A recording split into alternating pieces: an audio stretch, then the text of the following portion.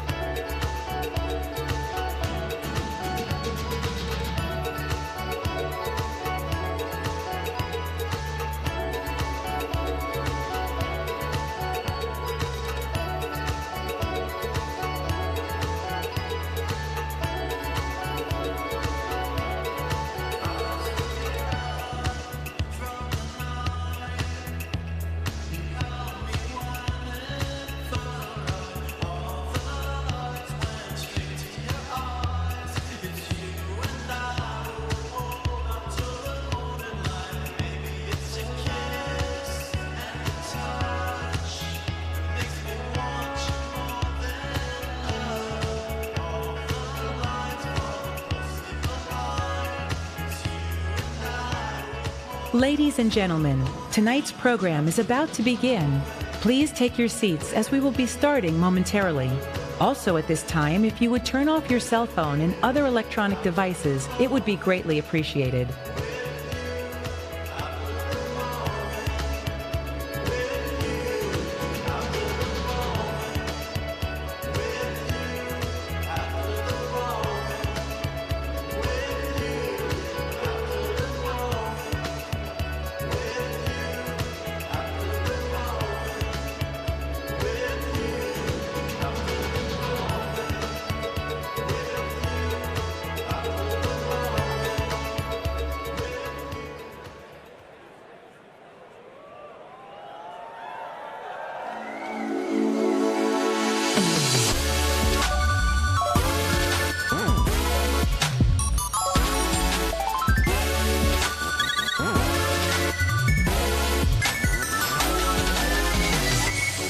Please welcome the chairperson of the Independent Games Festival, Kelly Wallach.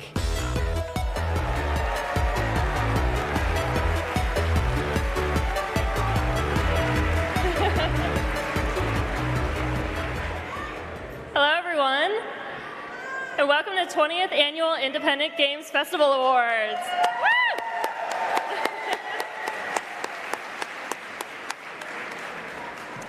It's an honor to be here tonight, and congratulations to the finalists and honorable mentions, and to all the folks who submitted their games, the members of the community who helped judge our pool of nearly 600 applicants, and to all the jury members who dedicated their time and expertise to having countless discussions on this year's award categories. It's an incredible amount of work and is only made possible by the contributions of hundreds of dedicated members of the community. I'm constantly humbled by the efforts, and I feel incredibly grateful to be a part of it. Also, a big thank you to our sponsors. So the IGF Platinum sponsor, ID at Xbox,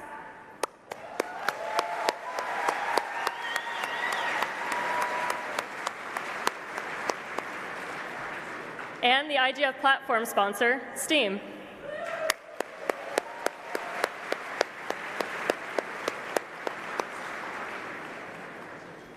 As technology continues to move to the forefront of our lives, games are going to continue to become an integral way to connect, explore, and learn about the world around us.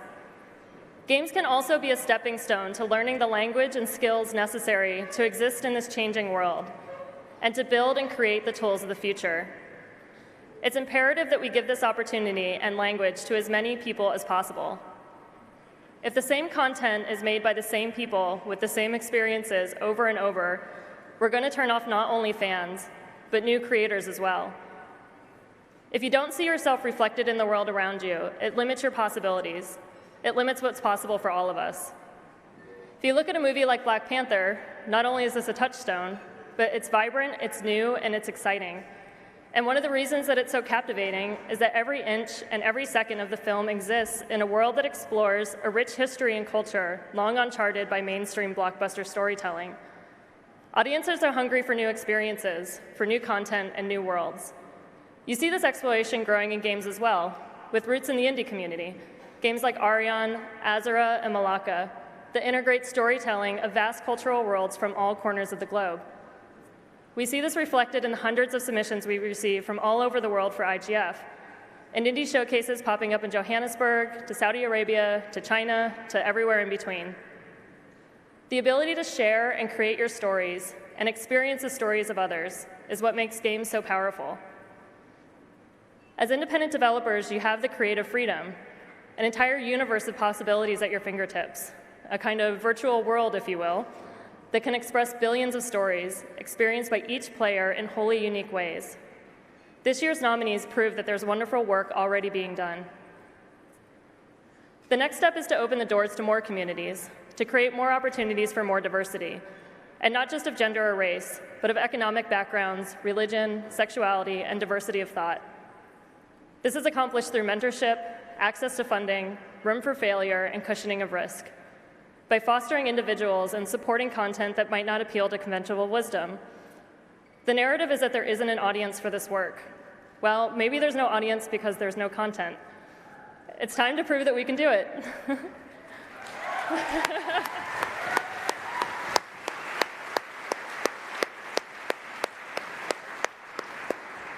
So thanks again to everyone in this room for inspiring those around you, for creating possibilities, and building new and wonderful worlds for us to explore. And now, I'm very happy to introduce the chair of the Free Play Independent Games Festival, co-founder of League of Geeks, and one of Australia's finest exports since Tim Tams, Trent Custers.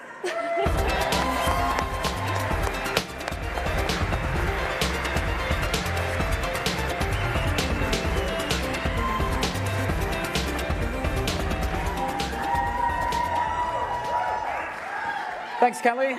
Wow. Australia's finest export. Cop that, Thor. Okay. G'day, everyone. There you are. That's literally the only Australian joke you're going to get, so. All right. 20 years of celebrating indie games, independent games. I mean, I think that deserves another round of applause.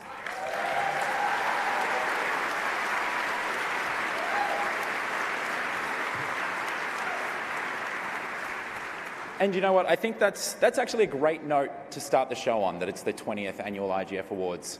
As you know, we've been supporting the IGFs with updates, new content, bug fixes for what, I think 20 years now since launch. And well, with the rising costs of awards show development, you all know how it is, we're going to be changing things up a bit this year. This year, instead of giving out IGF Awards just the old-fashioned way, every finalist will receive a special IGF chest. No, true story. Inside that chest is your chance, finalists, to win your IGF award for your category.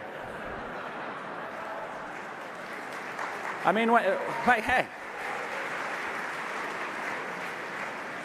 Seriously, I mean, it's a good deal. And I mean, don't fret.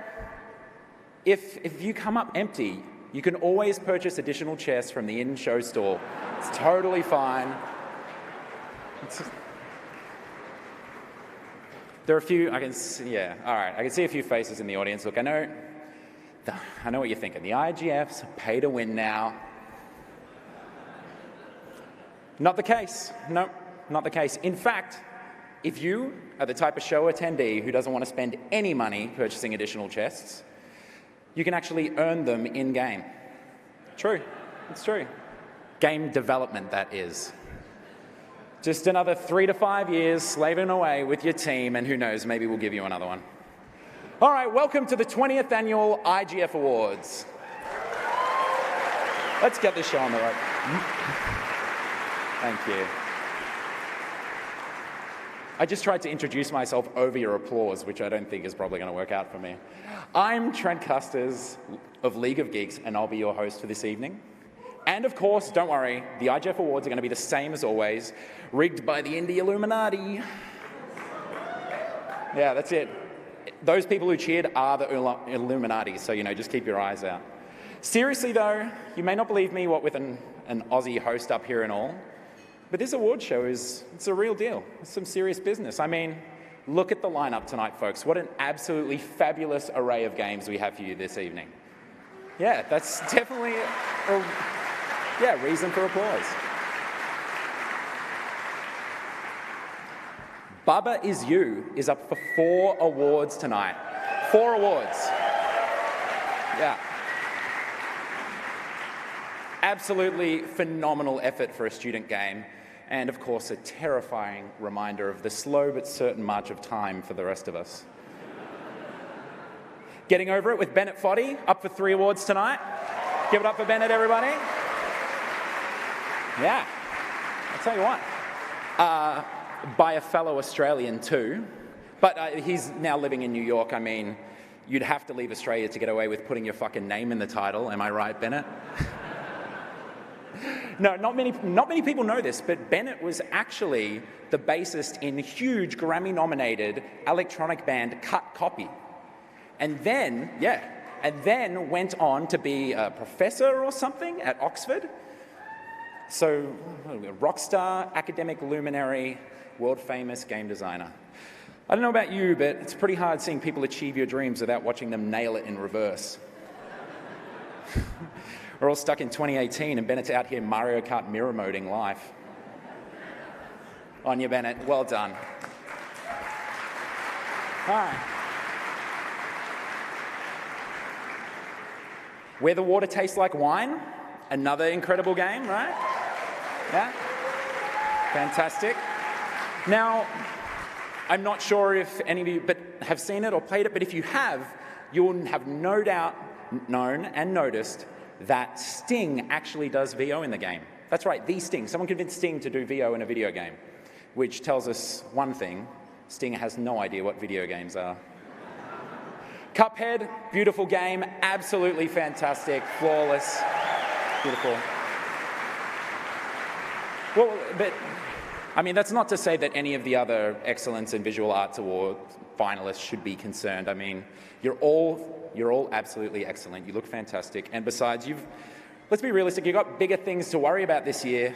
A game with stick art is up for grand prize. West of Loathing, everybody. It's true. Stick art. Up there, Seamus McNally. And it's another thing that I noticed this year when I was going through the awards, it's great to see a bunch of follow-up finalists who've been here before. They've been finalists in years previous. It's fantastic. Tacoma from Fulbright, who's, fantastic, right? Tacoma's level designer, Nina Freeman, actually was the IGF Awards host last year. So pretty stoked to find out I'll be a finalist next year. Subset Games, Into the Breach. Back again.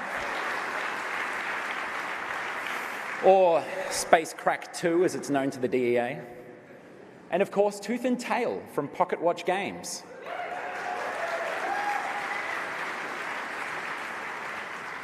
Which we all know is the second best furry game ever made. True story, true story. Seriously though, it's great to have you all back, all the finalists that have returned this year, nominated again. I mean, it's incredibly important to us indies to know that success can be repeated, and that if we're successful enough, we can stop making games altogether. Like Rami.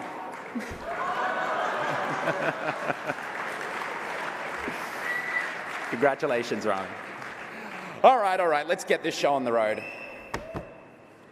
Who am I? I'm horrendously overscoped. 3 out of 4 of my team members did absolutely nothing. I've missed more deadlines than Spy Party. Well, I can tell you that it's none of these titles because these are the finalists for Best Student Game. Best Student Game. I.O. Interloper. Developed by Dang. Ben Calkins. Sam Sweet.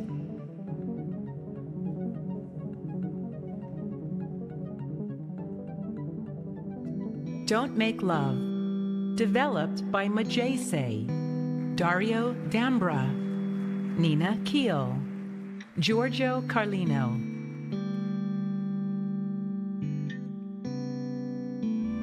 Penny Blue Finds a Clue.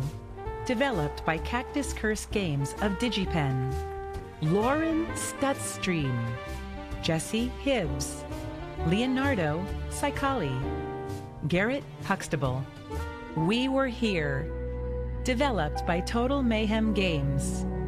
The Total Mayhem Games team.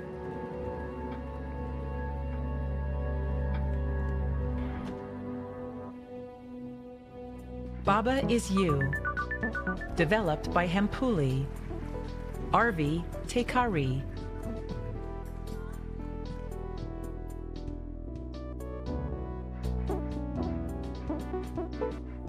Guardian of the Gears. Developed by DigiPen Team Studio 76. Cameron Craig. Eduardo Gorenstein. Julie Gregg. Caden Nugent.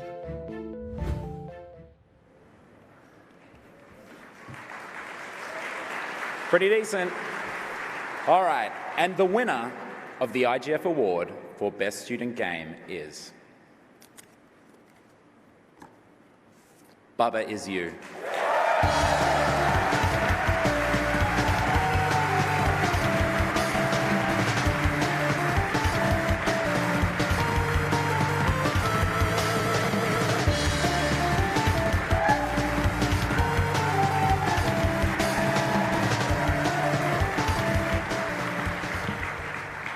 Do I have to talk here?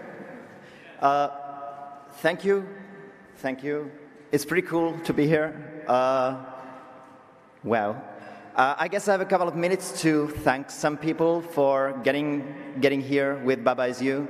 There are a lot of people to thank, and I have a tendency of talking a bit too much, so I'll try to keep it short. There are 4 entities I'd like to thank specifically. First of them is Anni Leskela, my girlfriend, for supporting me throughout the development of Baba Is You. Thank you, Anni.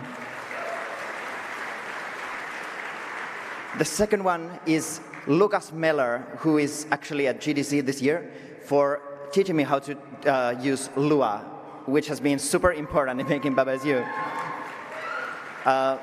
They are a programming genius in other ways as well, so thank you for that. Then there's Niklas Niflas Nygren, who is actually a finalist this year in IGF as well, for teaching me how to use some programs and how to keep working when it's very hard to stay motivated. And finally, I'd like to thank the Nordic Game Jam community for creating amazing events, without which Baba Is You wouldn't be here.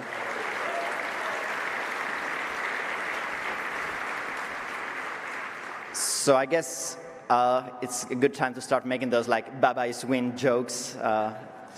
Let's keep doing that throughout the night. I don't know, whatever. Thank you.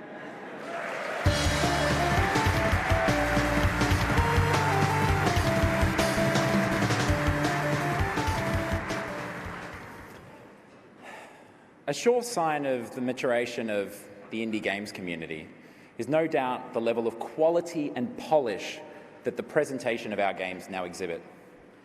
In fact, indie games are beginning to look so good that it's not uncommon to see comments like, "Fuck you, EA," on the Steam reviews of indie games. I mean, what's better than some internet slug mistaking you for an army of publisher-financed artists, am I right? I think we've made it, folks. And so with that, the finalists for Excellence in Visual Art are... Excellence in Visual Art. Night in the Woods. Developed by Infinite Fall. Scott Benson. Charles Huttner. Adam Saltzman. Sven Rutnar. Cuphead. Developed by Studio MDHR. Chad Moldenhauer. Jared Moldenhauer. Maya Moldenhauer. Echo. Developed by Ultra Ultra. Martin Emborg. Joka Hekstrom. Soren Beck. Morten Hettegren. Luna. Developed by Phenomena. Robin Huneke. Glenn Hernandez. Alina Hale. Elise Miller. The Gardens Between. Developed by the Voxel Agents. Jonathan Swanson. Josh Bradbury. Henrik Pedersen. Matthew Clark. Chuchel. Developed by Amanita Design. Jaromir Plaki.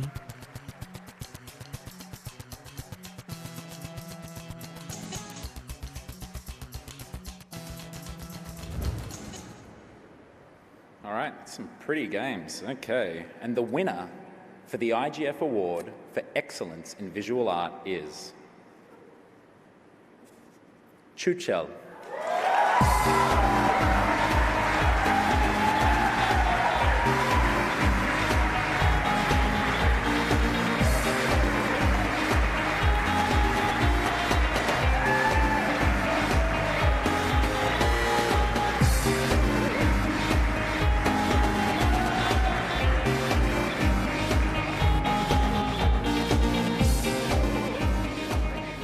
This is crazy. Unbelievable. Wow. Okay, I think we should thank mostly, not everyone, oh well, everyone. Thank you, but mostly to our colleague Jara Plachy, who is the main creator of this game, who designed it. make all the animations and art, and who the game can't design be, as well. Yeah, sure. And who can't be here tonight with us because he's with his wife and their newborn son. So, thanks to him. Thank you. Thank you so much.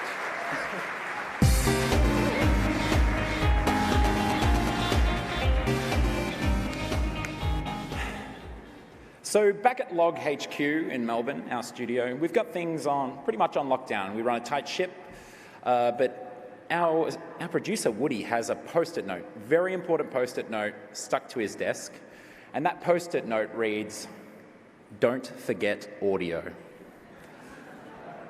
The following games are from developers who did the literal opposite of forgetting about audio. Our nominees for excellence in audio are Excellence in Audio. Tormentor X Punisher. Developed by eStudio. Eunice Turner. Bo Blythe. Tuka Stephenson. Nilo Takalainen. Cuphead. Developed by Studio MDHR. Christopher Madigan. Luke Hatton. Chris Sweetman.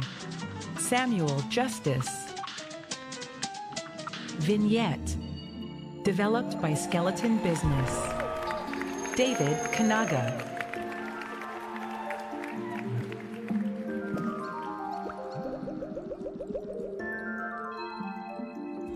Rain World. Developed by Video Cult. James Therian. Lydia Esrig.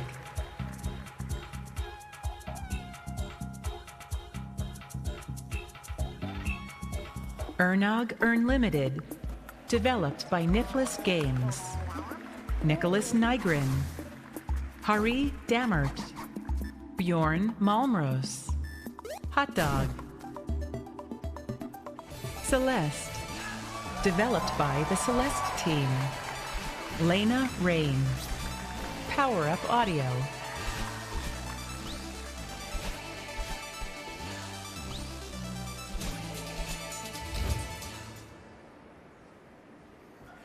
And the award for excellence in audio goes to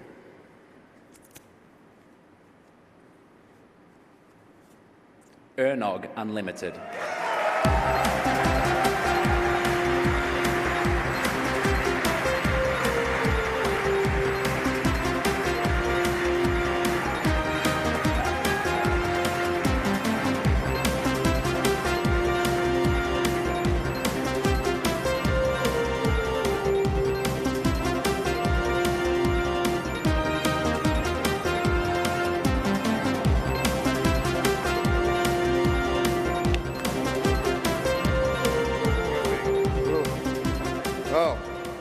So, neither of us are Nicholas. Actually, he couldn't make it. He wanted me to tell everyone that he's really sorry, but he has a very strong fear of flying. So we are coming up to accept this for him, and I'm shaking like crazy because this is the most nervous I think I've been in like 20 years. But he wanted me to thank all the people that they just mentioned, but I want to say, who's Hot Dog? The mystery of Hot Dog, the mystery of the Ernog. Hot Dog is Nicholas's dog, who does all the voices for the dogs in the game. That's the voice actor of Ernog. Yeah, but thank you, everyone. Thank you for everybody who's in this industry, who's doing these indie games, who's taking risks. Oh, I want to cry right now. I'm just so, like, everybody here is so amazing. It's like, you know, yeah, everybody should be on this stage. Everybody should be getting an award. So, sorry, I'm getting emotional. Thank you. Thank you.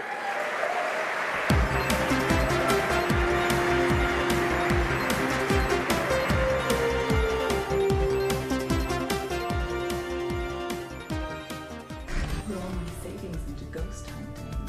I think it's going to turn out to do well. I mean, tell us to freeze. You may remember him from his legendary mountain ascent in 2017's Getting Over It with Bennett Foddy. But where is he now? We sent a reporter to get the answers. Over to you, Lindsay, on the scene with the story. Mimosas at lunch. Can't wait. Yeah, I mean, ever since I got over it with Bennett Foddy, things have been great. I get recognized on the street, but you know, I'm still just a normal guy. I put my cauldron on one leg at a time, just like everyone else.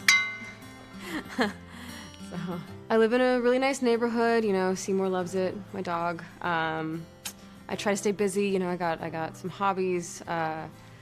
I like to bake, and I'm getting really good at badminton, if I do say so myself. And yeah, and I just recently got into painting, which it's been really good for me. Yeah, it's been really positive. So we've heard there've been some changes in your life. Would you like to talk about that? Yeah. My wife left a couple months ago. You know, it's been hard, but I'm trying to stay positive. I just recently made a Tinder profile, so you know, I'm getting out there. Ladies and gents, your man's available. Oh, is that from your time on the mountain? Yeah. I'm kind of nostalgic, you know, so I like to have that one on there.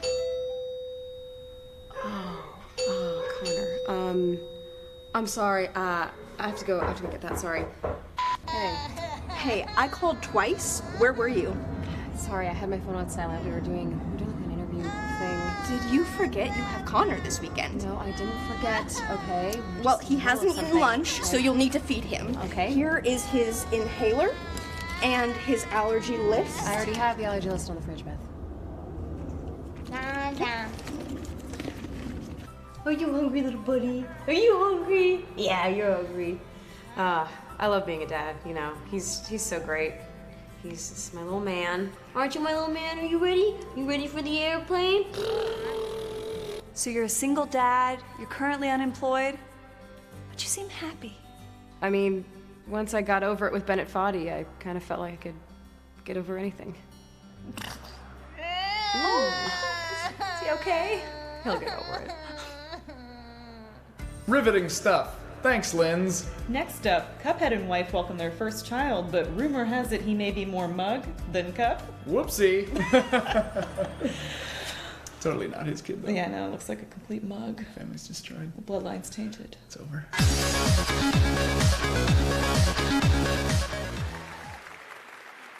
Please welcome to the stage Alt Control GDC co-founder John Polson.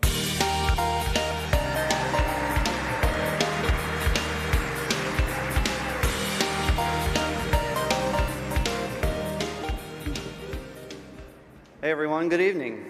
The alternative controller exhibit, Alt Control GDC, has hit its first major anniversary, now 5 years and going strong with over 100 amazing submissions this year. I'm so fortunate to get to organize Alt Control GDC and see it grow every year. I'm happy to also see all the cardboard, hardwired, and otherwise DIY controller experiments pop up inside and outside of the pavilion on the GDC show floor, evidence that the game industry is excited to change the way we play. Only at Alt Control GDC can you experience true claustrophobia in a game played in a grave, interact as either audience or performer in a puppet show, or embrace your inner rainbow unicorn and strap on a horn while surviving a mundane office job. 2018's unique award will shine in its own way, handcrafted by Jerry Bellick, a multi-year Alt Control GDC alum. Give it up for Jerry. And his award. Jerry, who, yes, as you guys may know, is also the creator of the Choose-a-tron. Among the 20 awesome creations you can play at GDC this year, here are the finalists. Alt Control GDC Award. Bot Party by Phoenix Perry, Frida Apton, Helen Steer. Unicornelia by Courtney Snavely, Jane Mitchell, Vivian T. Lee, Dylan Negri. Puppet Pandemonium by the Puppet Pandemonium team.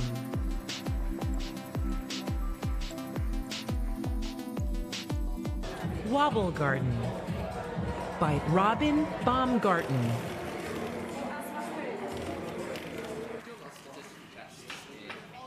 Too Many Captains and Not Enough Wire by Avi Romanov, Giada Sun. Oh, we need yellow back. We need yellow back. Mark Wars by the Mark Wars team.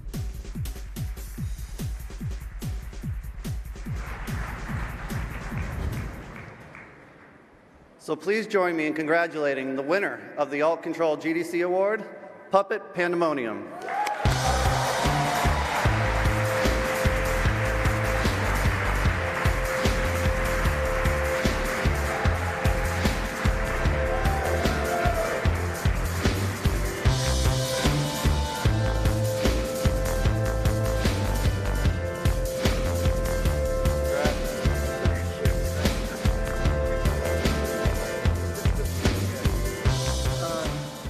Thank you. Thank you. This is amazing. I made a little list just in case so I don't forget anyone. Okay. Thank you. Thank you to my team.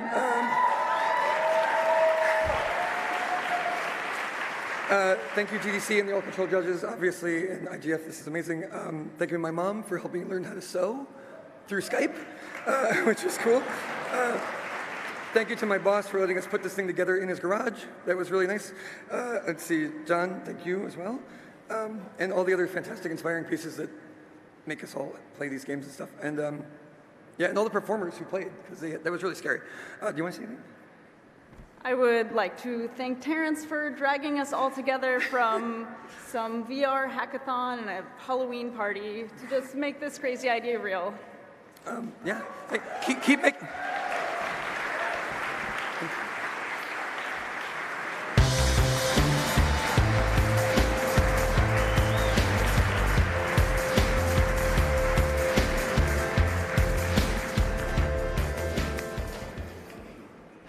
Game design is too often the most illustrious and celebrated role in game development.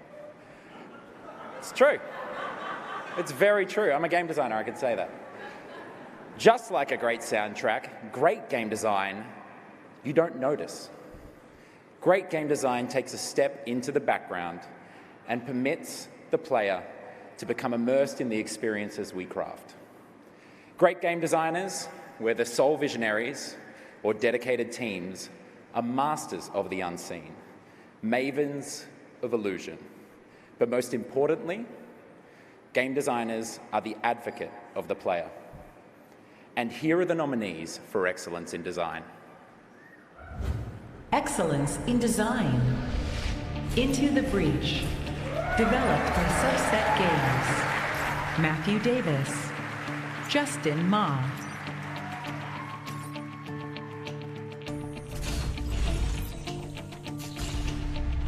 Shenzhen IO.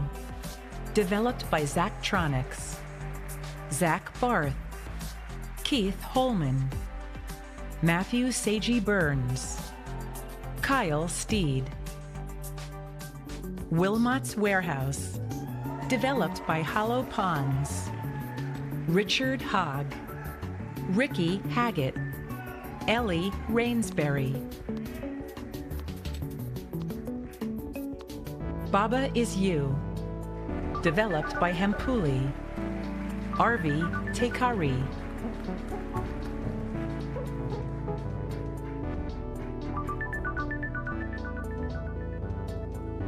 Ernog Unlimited. Developed by Niflis Games. Nicholas Nygren. Corinne Cataline. Hot Dog. Getting Over It with Bennett Foddy. Developed by Bennett Foddy.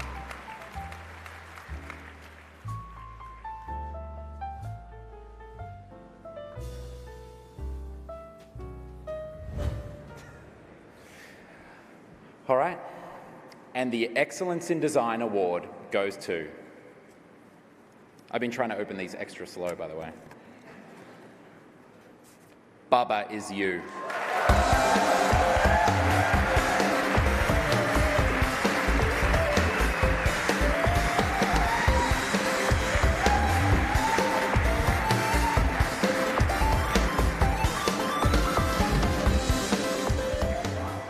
I kind of used everything I had to say in the first talk, so let's keep this short. Thanks again. I'm very surprised, and Yeah, thanks.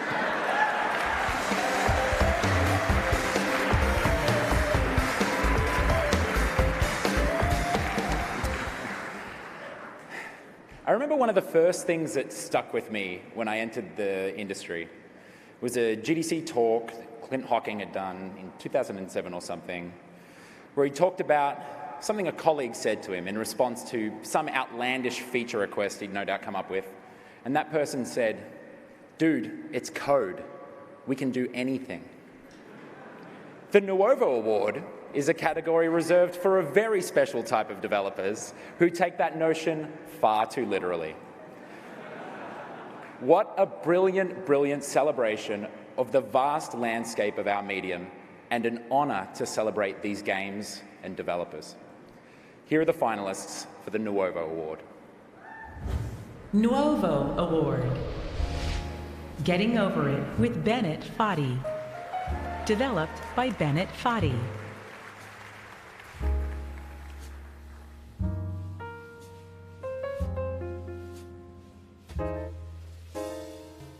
Tarotika Voodoo.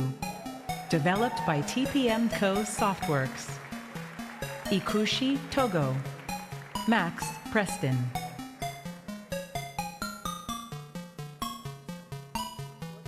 Ten Mississippi. Developed by Karina Pop.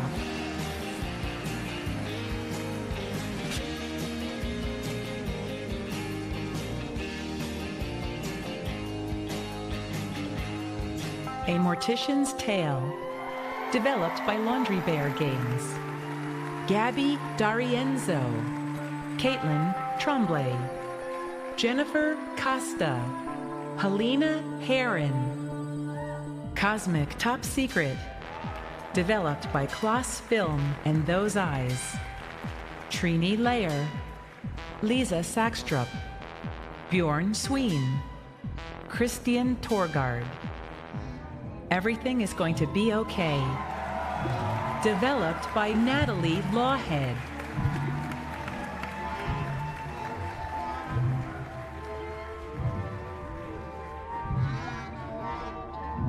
Baba Is You. Developed by Hempuli. Arvi Tekari.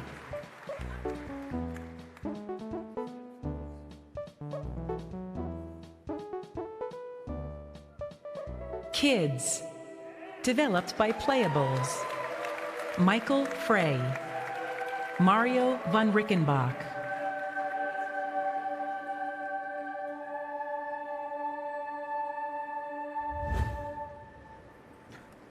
I love it. You're all fucking awesome. That's awesome.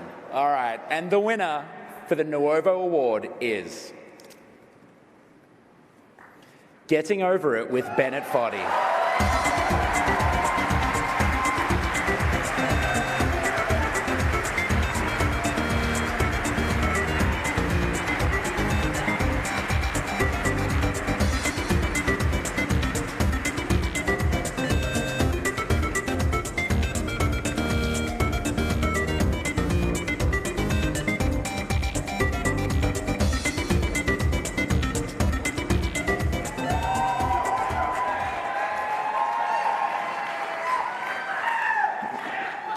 My wife's going to say, that's living in your office.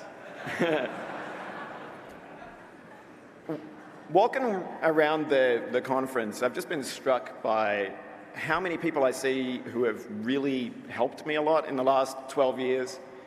You know, just encouragement, critique, writing tools that I used, creating online spaces that I needed. I think without Derek Yu's website, I just honestly would never have gotten started. Yeah.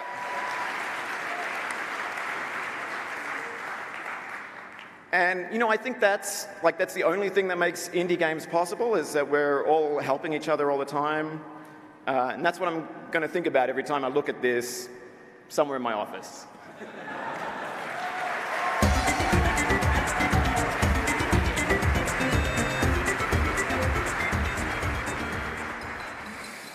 Trusty Australian to try and walk off the front of the stage, of course.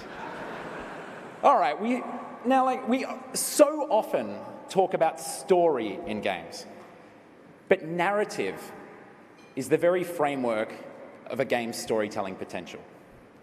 Narrative is the architecture of the story, the systems that communicate story, the delivery method for connecting with the minds and hearts of our players. It is perhaps one of the most specific and exclusive elements that our medium can offer above any other.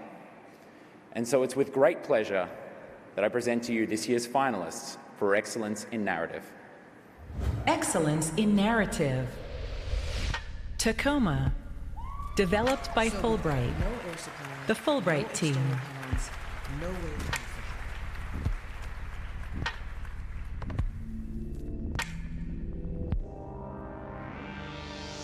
Attentat 1942. Developed by Charles University and Czech Academy of Sciences. Vít Šíslar. Jakub Guemrat. Ricard Alexander. Marie Cherna. Where the Water Tastes Like Wine. Developed by Dim Bulb Games and Serenity Forge. The Where the Water Tastes Like Wine writing team. Night in the Woods. Developed by Infinite Fall. Bethany Hockenberry. Scott Benson. Alec Haloka. Butterfly Soup. Developed by Brianna Lay.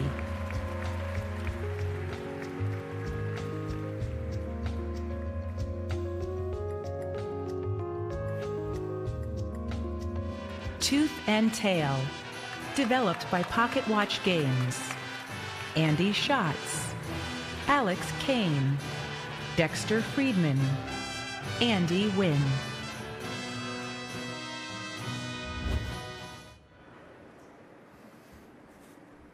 And the Excellence in Narrative Award goes to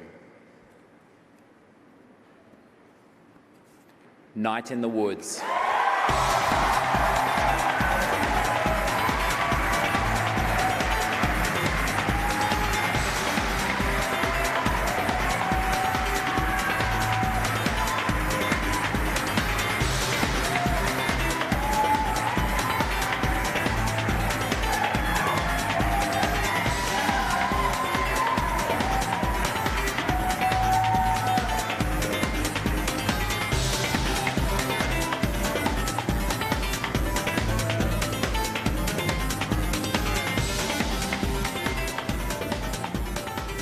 Hold on, I'm going to tweet about this real quick.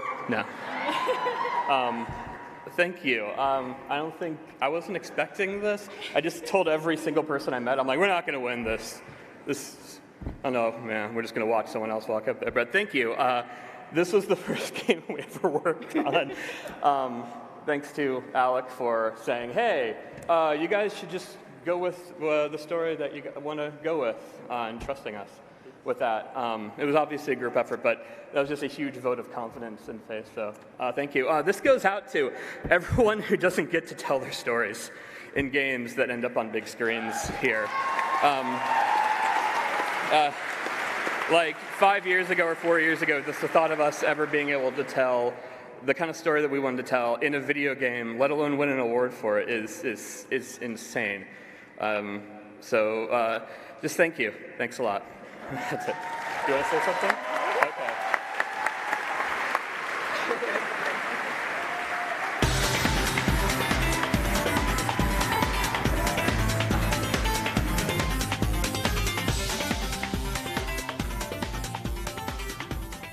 Hey Ash, what you playing? Baba is you.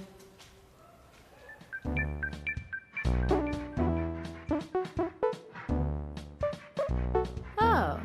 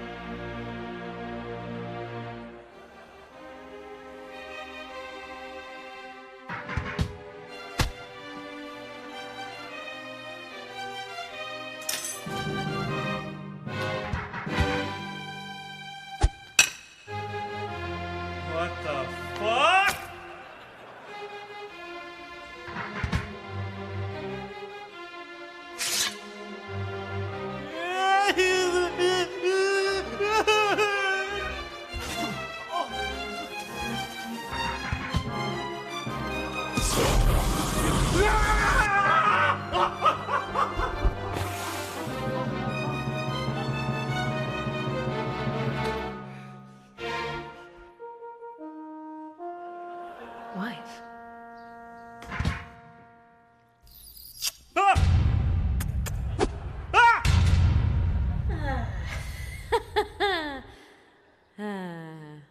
I'm bored.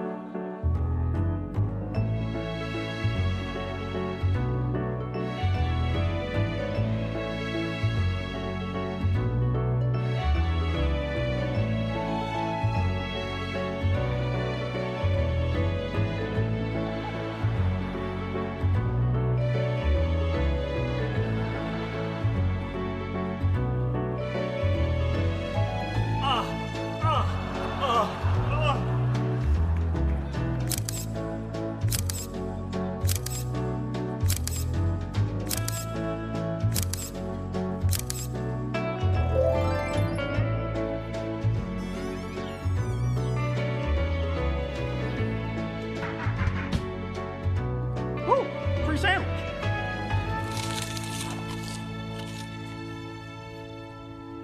Okay.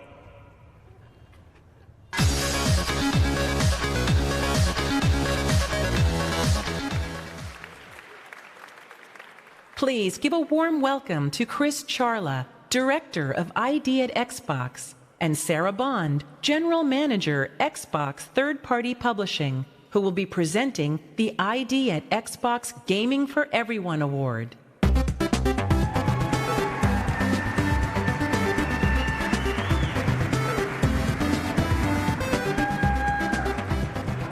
Hey everyone. Hey everybody. So one of the raddest things about the independent development community is just the diversity in games that folks are working on. So we always like to take a little time during the IGF to put a spotlight on a group that's helping bringing gaming to everyone. But that's not just about the games that you guys make. It's also about making sure that everyone can play. There are multiple great groups focusing on this in different ways, and they're all super cool. Tonight, we want to showcase one of them, our friends at Special Effect. Before we visited Special Effects, we've always been a huge gaming family, and gaming is something I wanted all my children to be able to have the opportunity to do. Chase has got a severe form of cerebral palsy, and he has dystonia, which means he can't fully control his body very well. Even trying to get Chase to push a button is really difficult to do because he just doesn't have the fine motor skills to do it. But he really loved gaming, and you could see that he wanted to do more. So we went up to the gaming room in Oxford, and so throughout the day we tried lots of different pieces of equipment, lots of different games until we found out what worked best for Chase.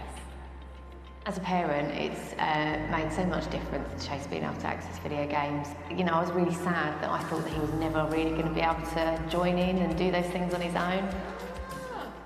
Particularly to disabled people, I think games are really important because, you know, someone who's able-bodied can go out, they can play golf, they can go and drive a car, they can do almost anything in real life. Chase isn't going to have those same opportunities. So being able to sit down and put on a game means that it creates a level playing field. He can do an activity that he probably wouldn't be able to do in normal day-to-day life. But even better, with gaming, he can play alongside someone who's able-bodied, and it gives a real boost to his self-confidence, I think. That was good, wasn't it?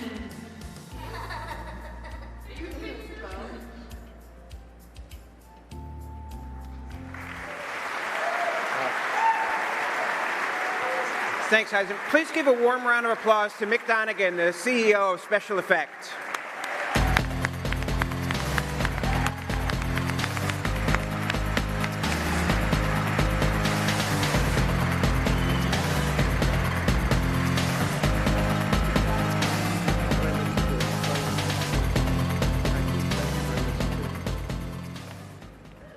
Yeah, thank you.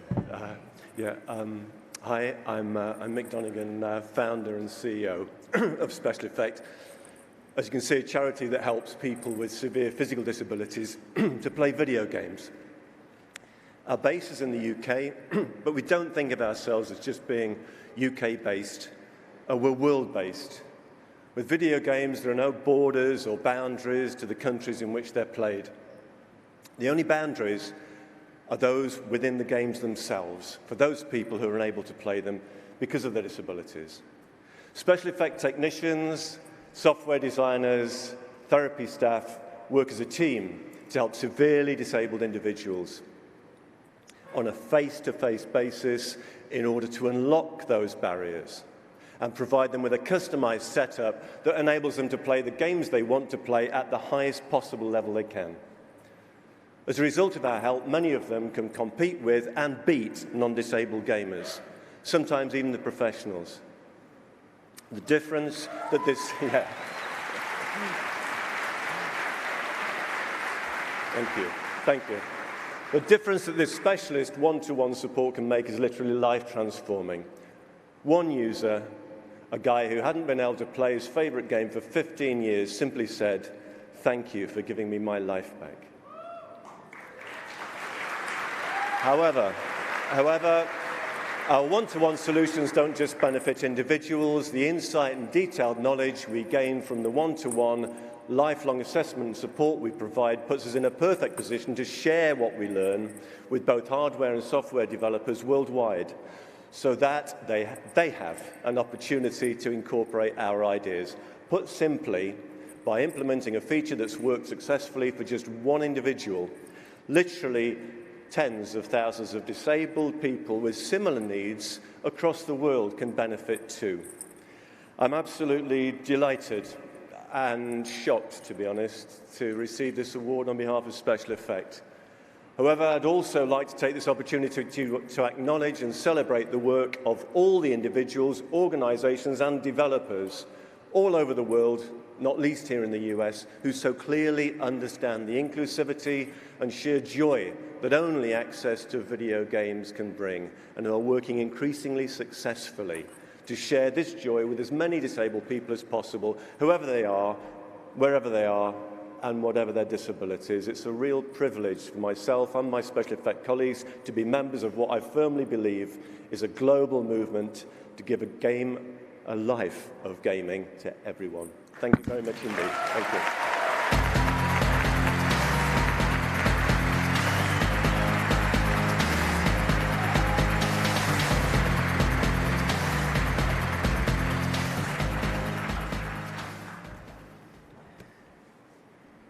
As developers, we showcase games all over the world, standing on convention booths for sometimes days on end, shaky hands all the time, talking to fans, colleagues, hugging. We definitely hug too much. Yeah. And just like the rabid, unkillable viruses that sweep through game development studios the week after a convention's close, this following game has swept through society and into our hearts. It gives me great pleasure to announce this year's recipient of the IGF Audience Award.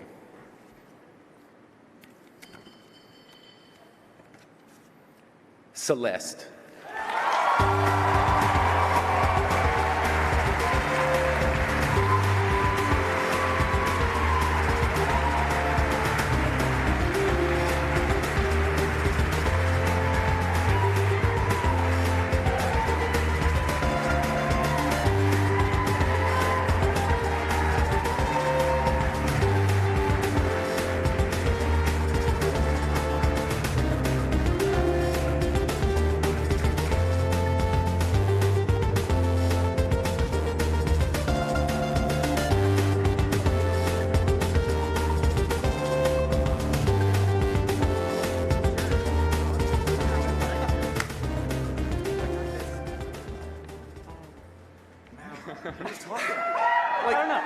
Who talks? We weren't expecting this at all. Wow. This is amazing. Wow. I wrote something for the audio award, actually, but because we weren't expecting to win this at all. Thank you so much. Holy shit. Celeste released just a few months ago, but in that time we've received such an overwhelmingly positive wave of feedback and love from fans that have resonated with the game, its themes, and Celeste is a game that so closely ties all those themes together through design, through writing, through characters and audio. It provides an optimistic approach to tackling its challenges. It says that it's okay to fail on your way to success. I relate to that a lot, and I think it also shows in its reception. In these few months, I've personally received hundreds of emails from people that have identified with its depictions and attitude towards depression and anxiety. I've had someone reach out to tell me that they decided to live because of the encouragement the game gave them. And that's no small thing. And I just wanted to share that with all of you. Thank you so much for recognizing this whole game that was built from a lot of love from a lot of people. Thanks to Matt, to Noel, Amora, Pedro, Kevin, Gabby, Sven, all of your contributions to something that I think is really, truly special.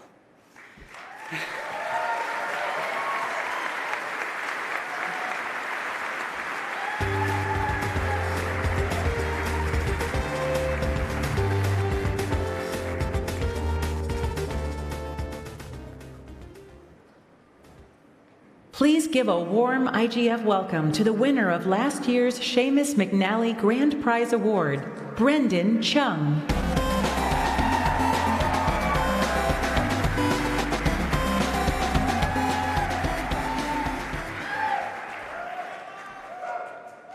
Whenever I play a game and it doesn't crash, it feels like a little miracle. How is this game running and not immediately getting crushed under the sheer weight of itself? How did you make this interesting, funny, beautiful thing with such little time and resources and support?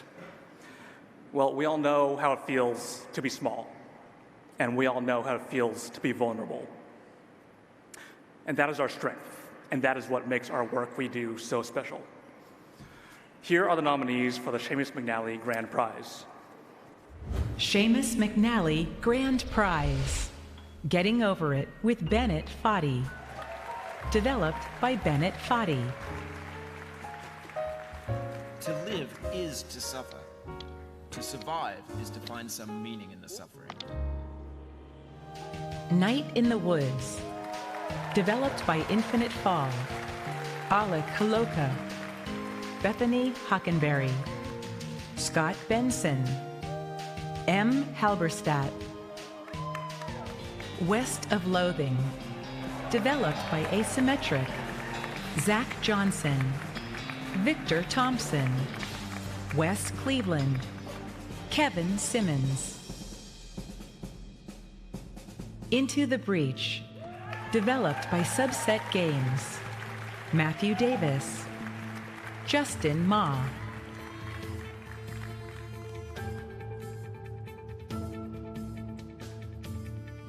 Heat Signature. Developed by Suspicious Developments. Tom Francis. John Roberts. John Winder.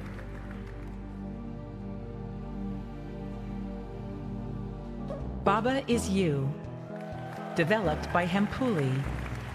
Arvi Tekari.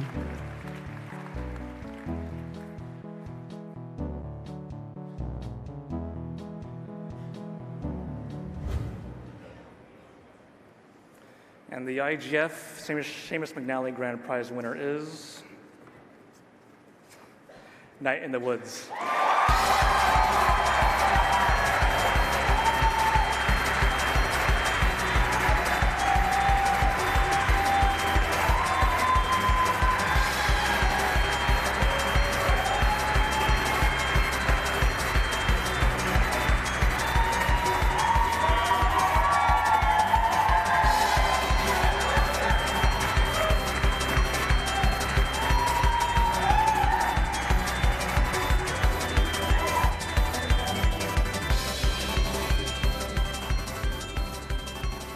I promise I'm not tweeting, I'm just checking my notes. Wow, this is weird. I was here, I think, 11 years ago for Aquaria, so this is very unusual. I just want to say a couple things. Thanks to the amazingly talented and incredibly self-motivated team. I was super lucky to get a chance to work with such incredibly funny and awesome and caring people. And thank you to everyone in my life who believed that wasn't a completely irredeemable piece of garbage. That especially includes my family, Greg and Deborah, Eileen and Ian. And shout out to Bob Fenton, my therapist, a Serbic British man who, called me on my bullshit. So thank you very much.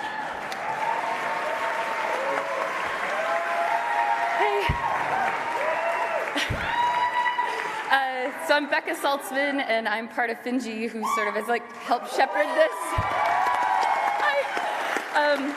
I have a few thank yous sort of as a studio that I need to send out. One is to our team at Sony, who, God bless them, stayed up all night before launch night. John, Elisa, and Matt, thank you very much. Also, our dev teams who helped us launch on Xbox and Switch. I managed to do this trash on my own with our porting studio in 22nd Century in Austin. Yeah. Joe, Tony, and Taylor, wow, thank you so much. A couple of shout outs actually to Xbox and Nintendo. God bless you, Wally. I don't know who you are, I'll meet you someday. Yep, there we go. And also Sarah and the assortment of people who answer third-party panicked emails over at Nintendo. Also, a little shout out to our gremlins, our babies at home who made, yep. And also to Aiko the cat, thank you very much for that Wednesday before launch.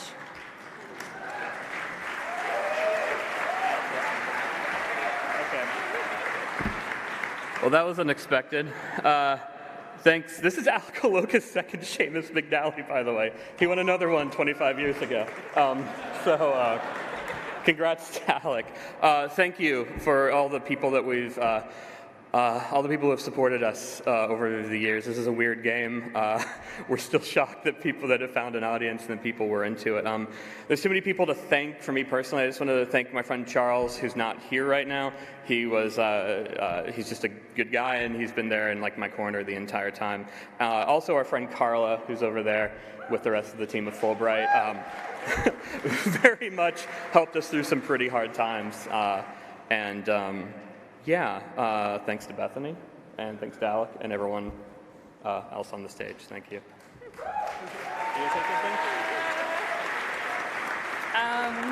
Yeah, a ditto to all the thanks. I don't know, I was just thinking about this, and it's just kind of weird that I grew up in Mifflin County, PA. And it's just cool that a lot of people really enjoyed a lot of the stories that were things that I grew up with in family history, and it seemed to hit a chord with people. So thank you.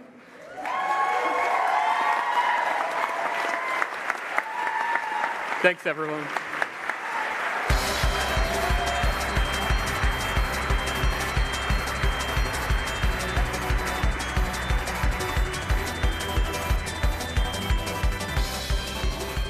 Night in the woods, everyone. How about that? All right. Yeah, night in the woods. Come on. Round it up.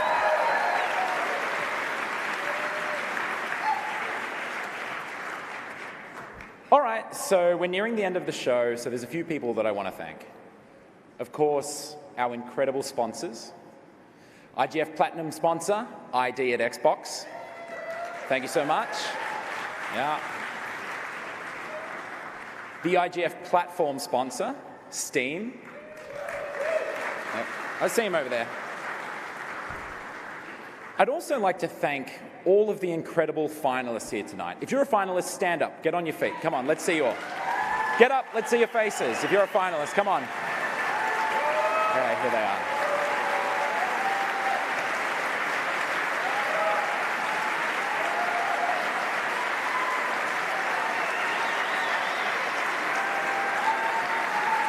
Well done.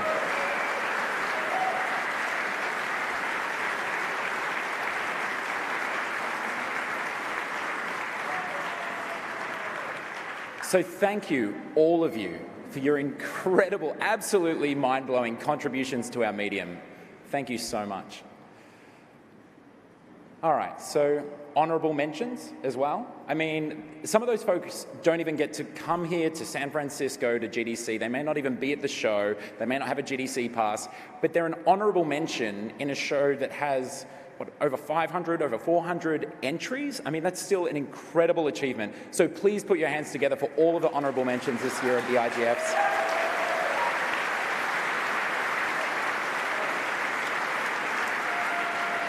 Yeah. This year's judges and juries, thank you. I hope we didn't rattle too many friendships with all those debates and arguments that no doubt went down. And of course, all the crew behind the scenes tonight making the magic happen. I mean, I forced them all to do 3 dress rehearsals, so thank you so much for that. That includes Callie, Sandesh, Simon, and of course, GDC's brand new GM, Katie Stern. Everyone, please give her a warm welcome.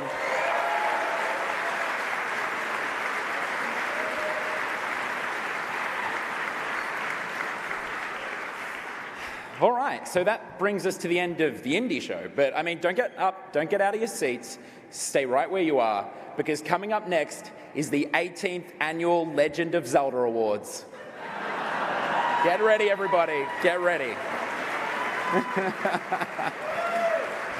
All right, now, obviously it's the 18th Game Developer Choice Awards with all of our favorite awards like Best Money, Most Tigers at a GDC Party, and of course, the PUBG of the Year award. Some seriously incredible talent on display tonight, folks. Some phenomenal games and very deserving developers. So don't go anywhere, as Robin Haneke, who is indie as fuck, is about to get on stage and absolutely slay at the 18th Annual Game Developers Choice Awards. I'm Trent Custers. I've been your host this evening. Have a wonderful night.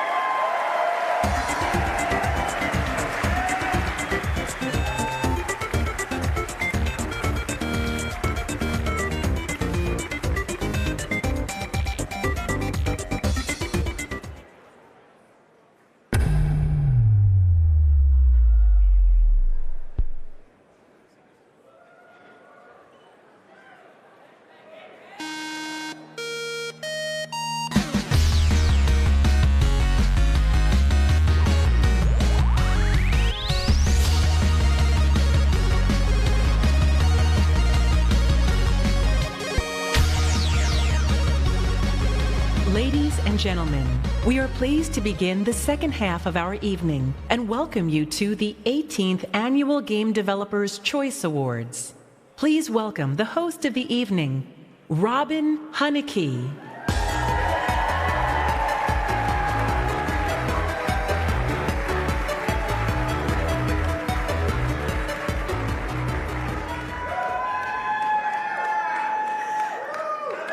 Hello. Indie as fuck, yeah, that's right. Hello, welcome everyone to the 18th Annual Game Developers Choice Awards. Let's give it a round of applause because it's badass.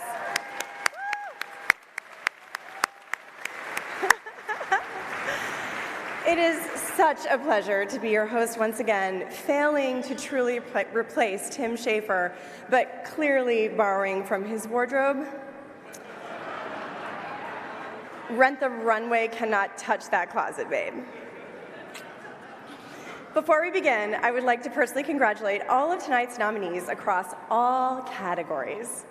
Getting nominated here is a sign that your peers across the crafts of game development truly cherish and value your work.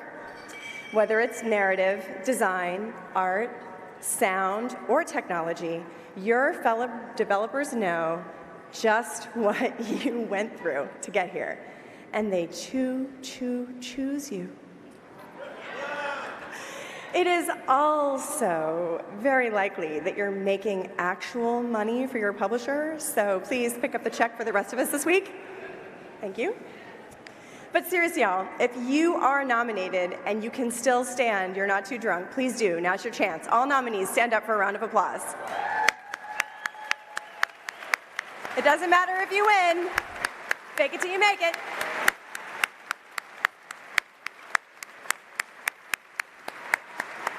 Okay, now sit down and laugh at my jokes. Who are these magical, mysterious developers? There will be a lot of high production value videos to explain that about each of tonight's nominees, and I don't want to spoil it for any of you who are just here for the chiptunes. So I will say this. Many of this year's games took decades of developer time to build, years of player time to enjoy, and mere seconds to become scapegoats for the NRA.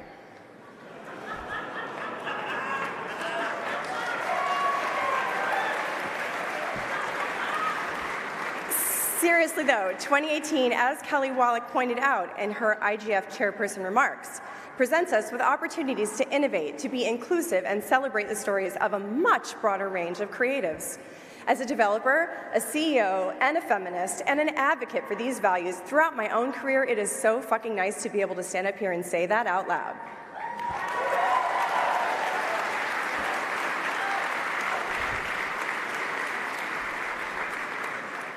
I, for one, am thrilled to be standing up here giving dudes awards, especially now that we are finally all in agreement about the fact that harass is one word.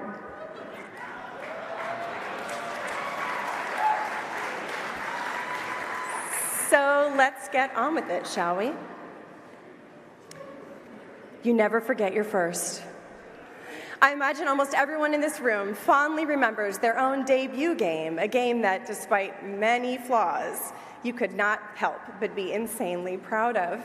Proud because against all odds, you managed to get it done.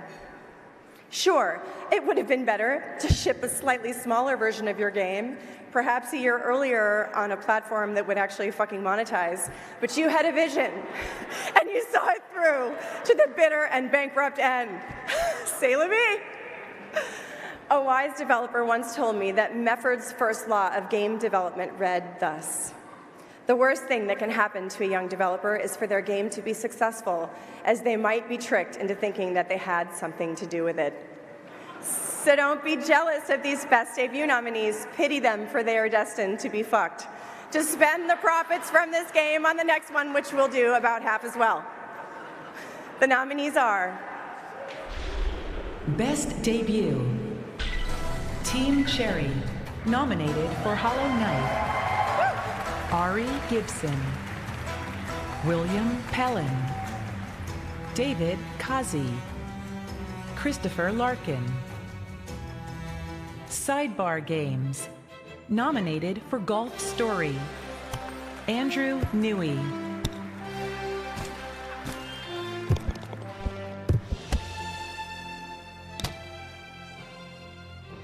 Studio MDHR, nominated for Cuphead. Chad Moldenhauer. Jared Moldenhauer.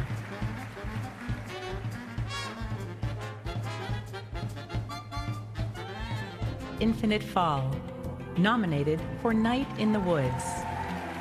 Alec Haloka. Bethany Hockenberry. Scott Benson. M. Halberstadt. Buried Signal, nominated for Gorogoa. Jason Roberts.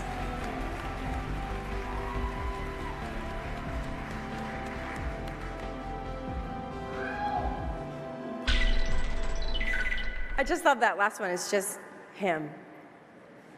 It's a beautiful game. And the winner is Cuphead.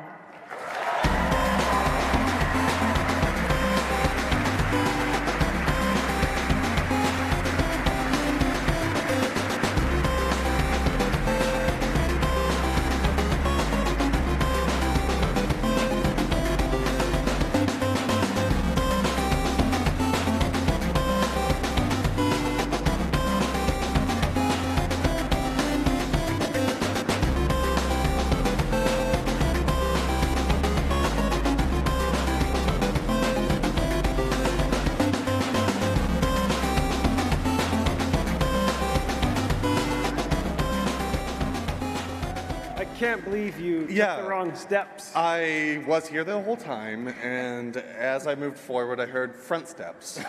But still, my heart led me in a direction in the same way of approaching this game, which was go with what I'm feeling, go with what I know, and Some of it pans out, such as this, and some of it lets you do whatever I did. And that We have to thank our whole team, which unfortunately not everyone is here, but this is a team effort for this game. And our families, everybody for putting up with us, Microsoft, all of our fans, just super exciting to win this award. Thank you so much.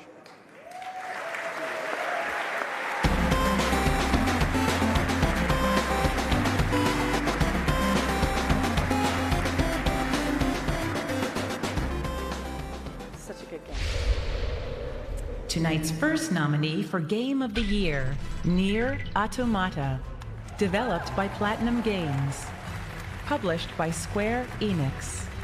Yoko Taro, Yosuke Saito, Takahisa Tarua.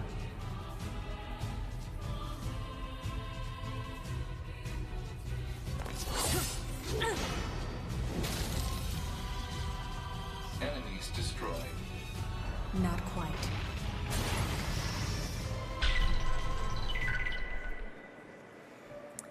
Anyone with parents over 40 or who is one is painfully familiar with the argument that smartphones are the leading purveyors of social, political, and personal apathy. Why do something productive when you can just thumb through your Instagram? Why get to know that person standing next to you? We can text your cousin and ask about the Warrior score. Why download music illegally when you can rent shitty copies of it that barely stream to your handheld computer? The truth is, there's no reason to do anything. Control is an illusion. The past is gone and the future is fucking unknowable. So, you might as well download these nominees for Best Mobile Game and decide if you agree on the winner, especially if they're free. The nominees are Best Mobile Game, Reigns, Her Majesty, developed by Nariel, published by Devolver Digital, the Nariel team.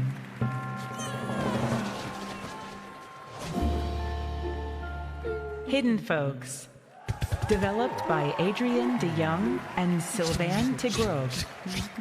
Adrian de Jong, Sylvain Tegrogue, Martin Cavalli. Monument Valley 2, developed by Us2 Games.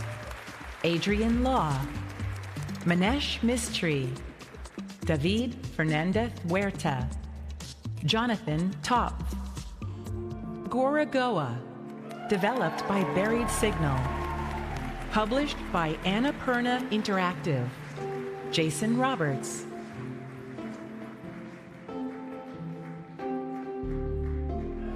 Bury Me My Love, developed by The Pixel Hunt, Figs, and Arte France.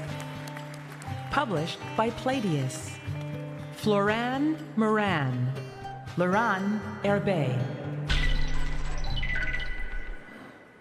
I hate opening these envelopes. The winner is Gorogoa.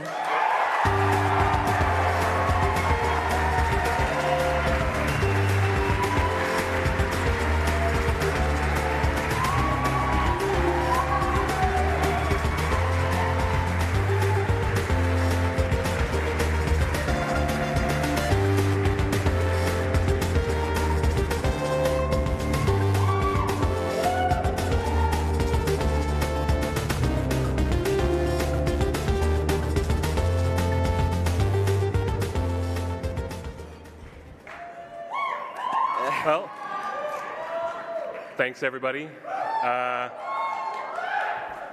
I think when I was up here back in 2014, I said that I started the journey of making this game alone, but now I feel like I'm part of a big family, and that's especially true now. I got my sound designer beside me. Thanks, Ed. Thanks to Joel Korlitz, composer on the game. Thanks to everybody at Annapurna Interactive, without whom I think the game literally would never have been finished. Yeah, you want to say anything, Ed? just thank you to Jason for letting me be part of this journey. You're welcome. And thank you, Ed. That's it. Thank you, guys. Yeah.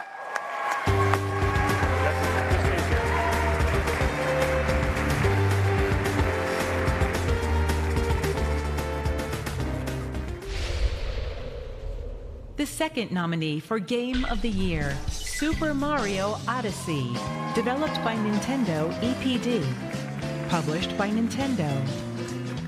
The Nintendo EPD team.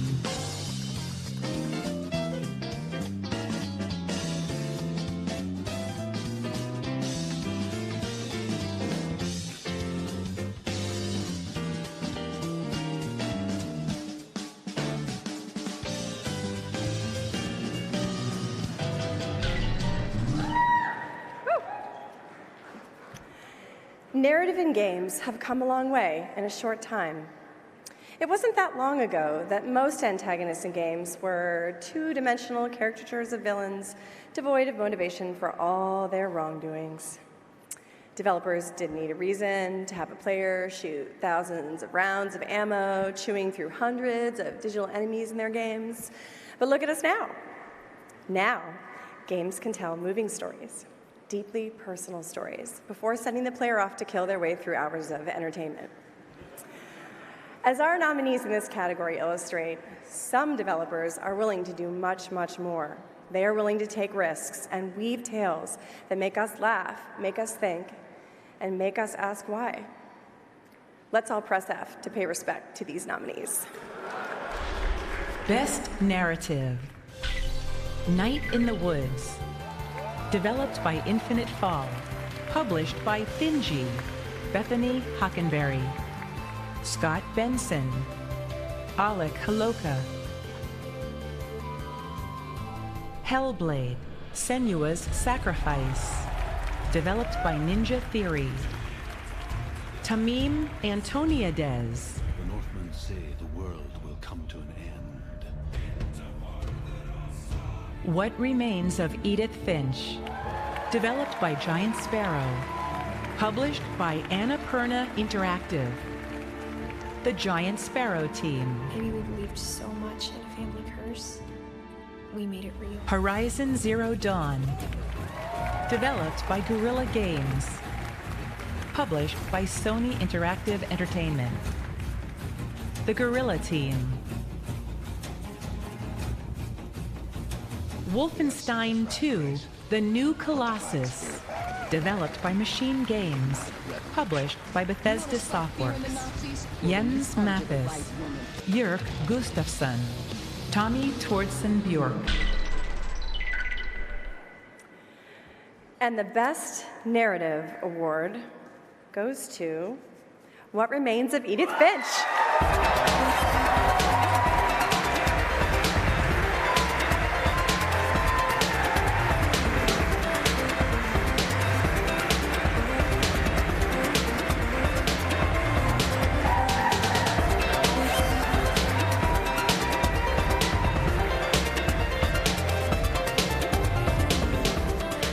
Thank you. There's so many good sound reasons why this game should not have been started or funded or completed. But thank you so much to the team and all of our friends at Sony and Annapurna for your tireless patience and enthusiasm in making sure that it does exist. Thank you. Yeah. Chelsea? Yeah. After being a part of this community for so long and seeing so many amazing things created by so many amazing people, just being here is such an honor, and I'm so grateful for everybody who made it possible, Annapurna, Sony, and thank you.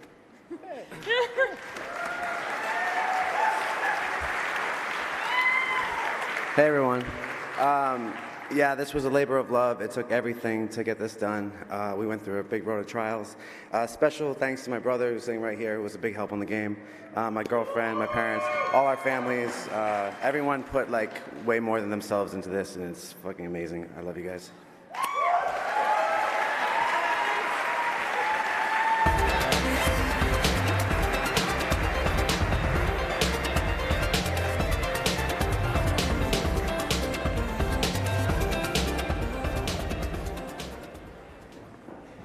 Here tonight to present the Ambassador of the Year Award is Poria Torkin.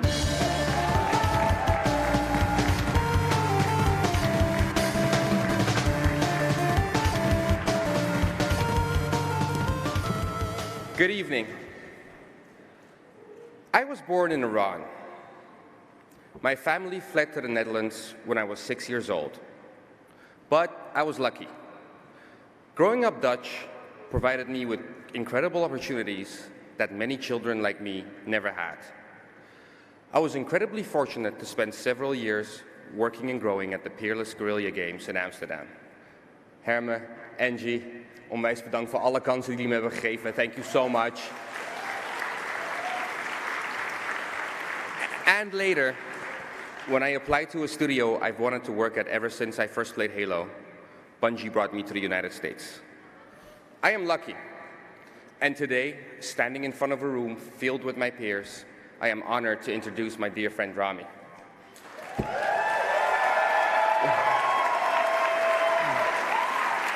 Because not everyone has been as lucky as I have been. It is easy to forget that there are hundreds of thousands of people across the globe who would drop everything to have an internationally acclaimed game studio nearby their homes. And there are hundreds of thousands of people who share the dream of standing on this stage, or even simply being in this room, but who do not have the opportunities that we were granted. They didn't have access to the knowledge, the jobs, the network, the press, and the visas that we, and definitely I, benefited from. All for reasons entirely out of their control. It is because of and for these people that we are honoring Rami tonight. He is not just... Sure, yeah.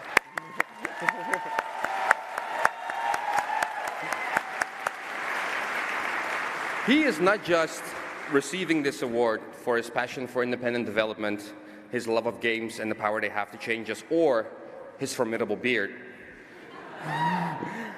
He is receiving this award for his accomplishments in work, focused on providing people with opportunities and access that each and any of us deserve, but not all of us are granted.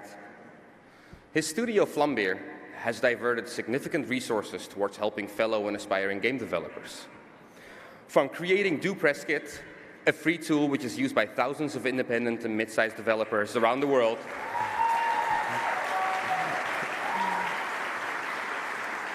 to working with young initiatives like Train Jam, Indie Mega Boots, or Playground.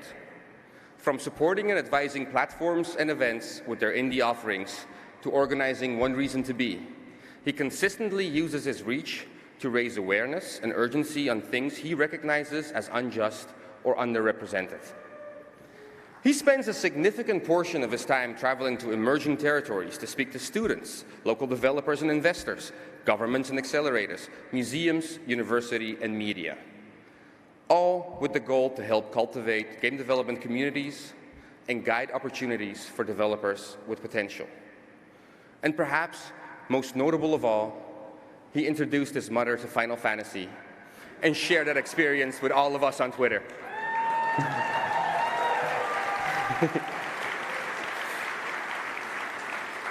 Please join me in welcoming my friend, the man with as many names as initiatives, Rami Ibrahim Mahmoud Hanafi Ismail.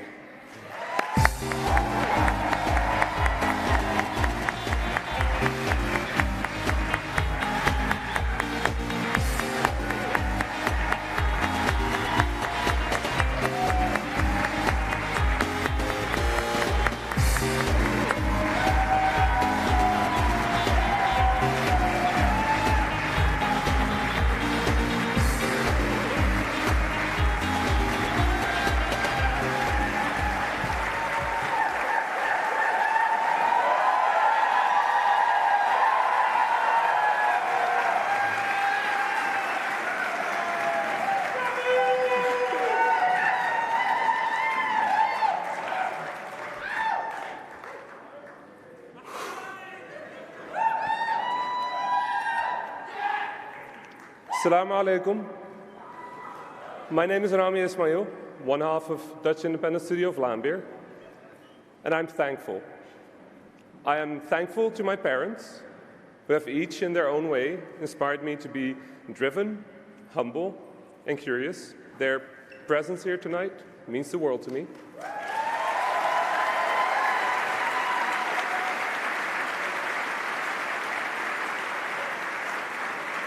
I'm thankful for my siblings who have instilled in me a sense of playfulness, of responsibility, and a kindness towards others. I'm thankful towards my family and friends who, despite not many understanding what it is I do, have always supported me in following my passions. I am thankful for those who created and worked in this medium and industry long before I was part of it. For creating a medium that I fell in love with decades ago, for nurturing a culture of sharing and self-improvement, and for working on improving this industry tiny step by tiny step. I will try to uphold those values, and I will try to improve upon that which you would not or could not.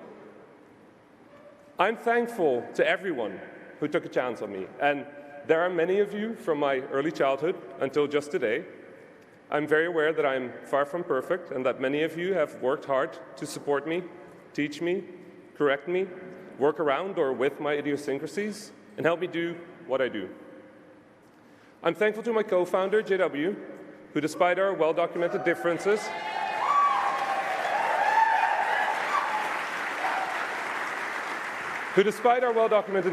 has always been a person I'm thankful to work with, and who has, without exception or reservation, supported me using Vlambeer's time, brand, and resources to help other developers, and pushes me to stand up for what I believe is right. I'm thankful to my wife, Adriel,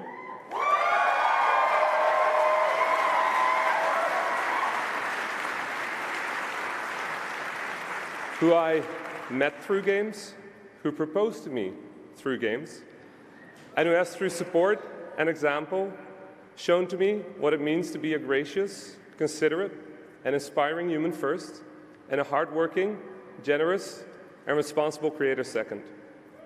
Her generosity and thoughtfulness are a daily inspiration. I'm thankful to the passionate players around the world, those that support this medium with their passion, their kindness, their constructive criticism, their curiosity, and their love for this medium and its creators. Your enthusiasm is an inspiration, a goal to work towards, and a reward all at once. I'm thankful for the designers, the programmers, the artists, the musicians, the actors, sound designers, writers, QA, localizers, platforms, publishers, press, critics, content creators, marketeers, investors, producers, and other people that touch games on their way from the tiniest concept to the curious input and hearts of a player. You are all part of what allows this medium to flourish, and this medium is better for having you be part of it. I'm thankful for the event organizers, community organizers, teachers and professors, government employees, archivists, activists, researchers, and other passionate people sacrificing part of their life towards helping this industry and community connect and grow. Without your passion and efforts, I would not be able to visit your communities, to learn from your cities, your cultures, and your country's unique stories, challenges, and opportunities. I am thankful for those that work and fight to democratize this medium, to stand against injustice and toxicity, despite the hatred, anger, and so often lack of support they face. Your belief that this medium can be more makes this medium safer, more representative, more accessible, and more inclusive to those of any sex, race, gender, sexuality, ideology, heritage, history, language, country, culture, disability, socio-economic reality, age, or situation.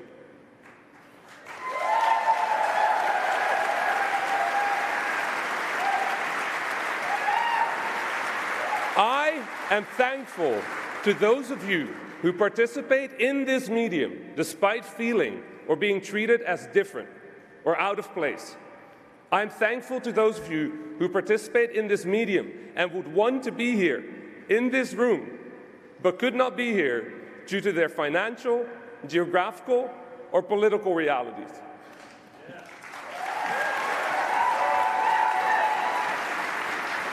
Your work adds perspective to our medium, and your work will continue to make our medium stronger, richer, and more representative.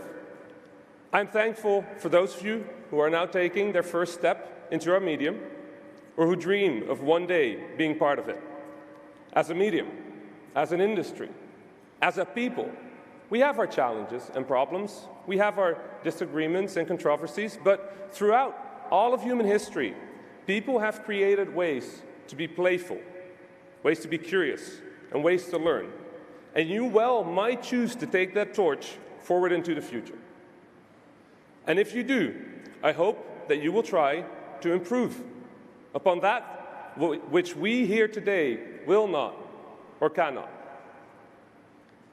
Being an ambassador of something can only be a point of pride if you believe that that which you represent is valuable. Throughout my life, I've seen games give people joy, wonder, curiosity, a means of expression, education, friendship, and love through both play and creation. So the overwhelming pride I feel in receiving this award comes not from the award itself or from the title implied in it. The pride I feel comes from the idea that I could be an ambassador for you, the work that you do, and the value it adds to life's current, past, and future. So I'm thankful for those who support you, for those who encourage you, and for those who believe in you, because I am thankful for you. All of you, you are why I am proud right now. And that pride, I feel, can only exist because I'm proud of you. Make games.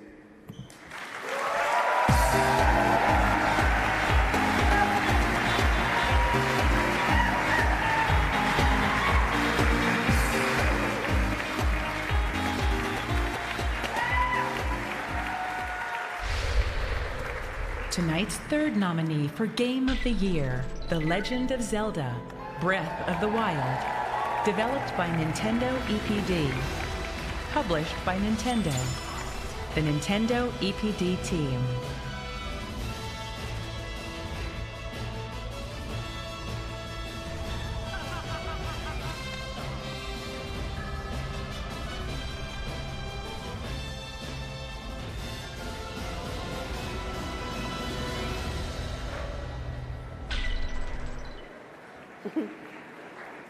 Hello, everybody. Still here.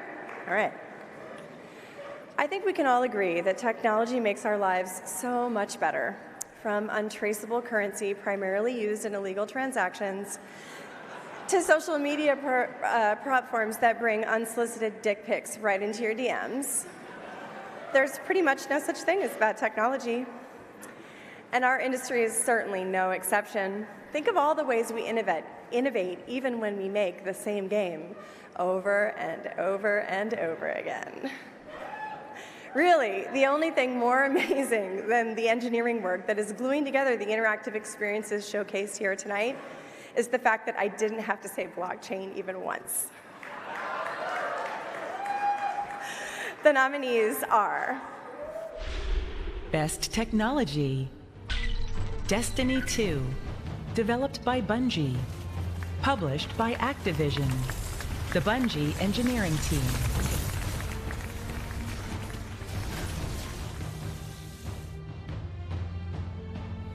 Hellblade: Senua's Sacrifice, developed by Ninja Theory,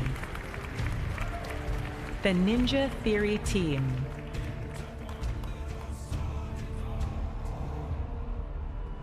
Assassin's Creed Origins, developed by Ubisoft Montreal, published by Ubisoft, Sylvain Trottier, Julien Desaulniers, Alexandra Begnachflor. Horizon Zero Dawn, developed by Guerrilla Games, published by Sony Interactive Entertainment, the Guerrilla team. The Legend of Zelda, Breath of the Wild, developed by Nintendo EPD, published by Nintendo, the Nintendo EPD team.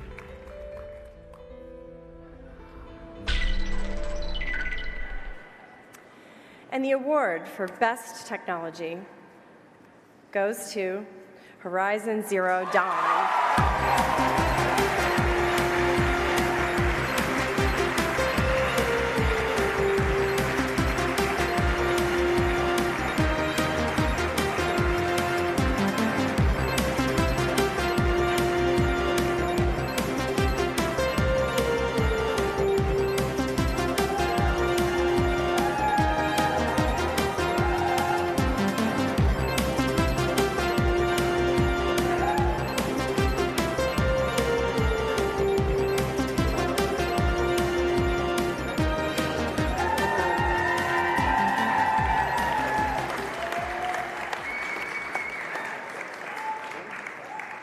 So yeah, let's make a open world RPG in our first-person engine. Sure.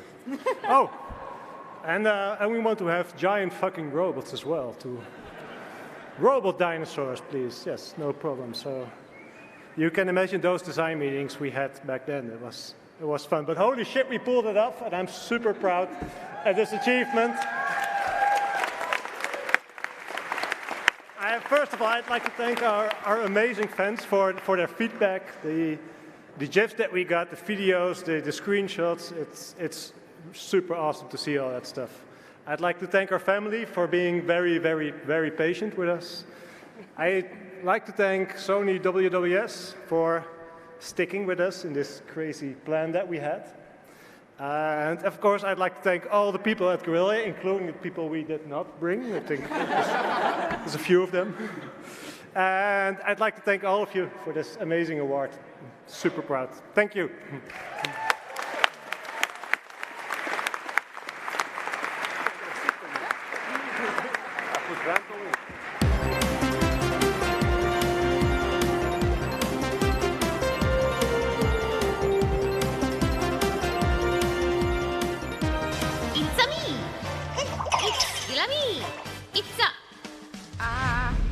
What are you? I'm a human. What are you? I don't know. Once, I knew who I was. It was a me. A Mario. But now, I know nothing. You don't understand. I am not a human. I am not a toad. You're a Mario.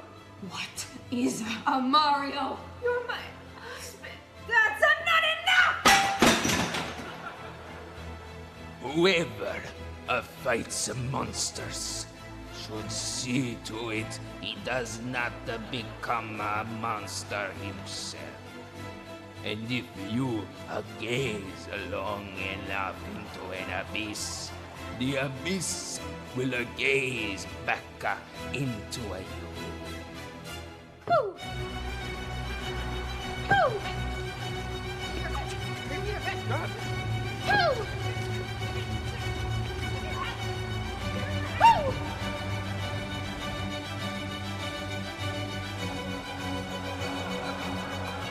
And he will become a monster. You're tearing this family apart! Shut the fuck up, Luigi. Prince himself of being a man.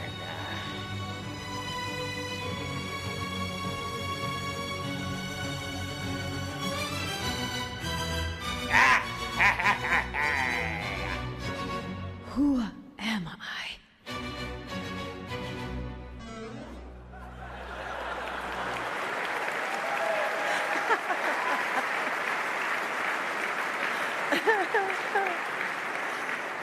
It's me. One of the things unique to audio and video games that is often done with a very small team.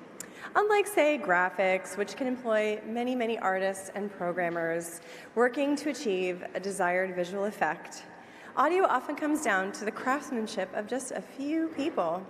Sometimes it's just one slightly weird, dedicated person working hard to achieve their vision. In this way, audio developers impact a game on a much more personal level than almost any other discipline, which is pretty fucking cool. This is the part where I describe how these special privileges make audio people really difficult to deal with at times, like especially around deadlines. But honestly, I actually really believe that audio folks are the truly unsung heroes of game development. So I'm just going to let these nominees roll with mucho gratitude. Best Audio. Cuphead, developed by Studio MDHR. Christopher Madigan, Luke Hatton, Chris Sweetman, Samuel Justice. Nier Automata, developed by Platinum Games, published by Square Enix. Kaiichi Okabe, Yoko Taro, Yosuke Saito. Hellblade, Senua's Sacrifice, developed by Ninja Theory. David Garcia Diaz.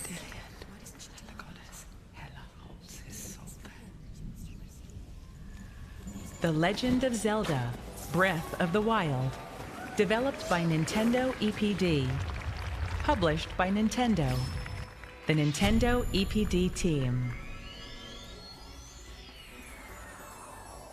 Horizon Zero Dawn, developed by Guerrilla Games, published by Sony Interactive Entertainment, the Guerrilla team.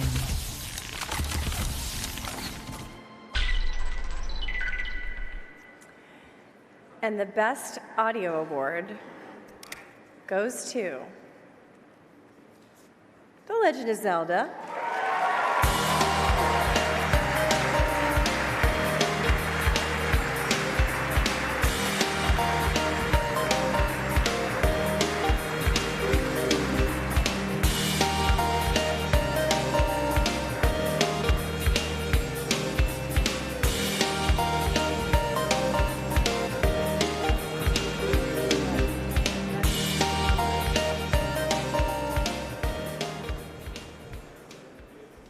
Awesome. Hi, everyone, and thank you so much for this award.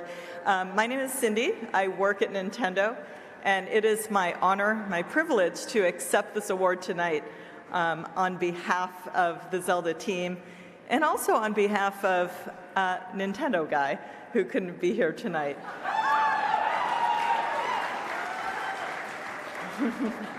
We like him. He's a keeper. Now, Hajime Wakai is not only a really cool name to say. Hajime Wakai and his team of talents are responsible for the amazing sounds in Zelda, and often theatrical sounds. You know, so whether it's for me, the sound of the wind blowing through that grassy plain, or the buzz of the insects that you hear when you're standing on a mountain at sunrise, Hyrule really feels alive in this game, and that has everything to do with sound design. So on behalf of Mr. Wakai and his team, thank you so much.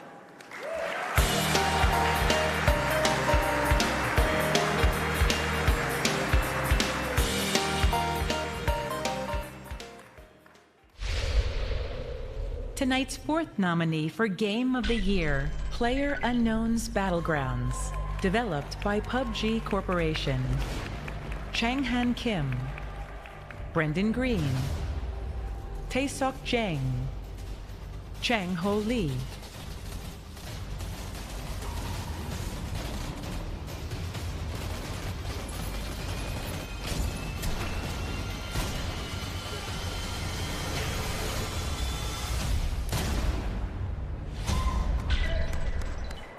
Let's give it up for Nintendo Girl.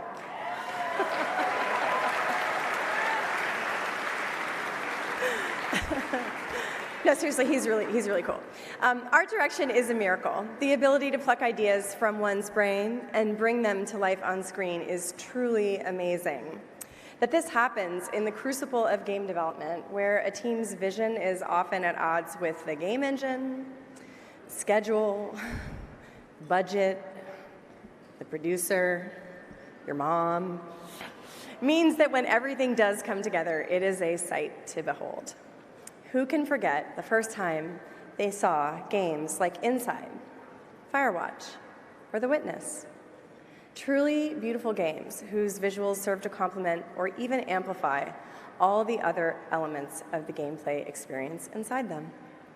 This year's batch of nominees for Best Visual Art are no different. Here are the nominees. Best Visual Art.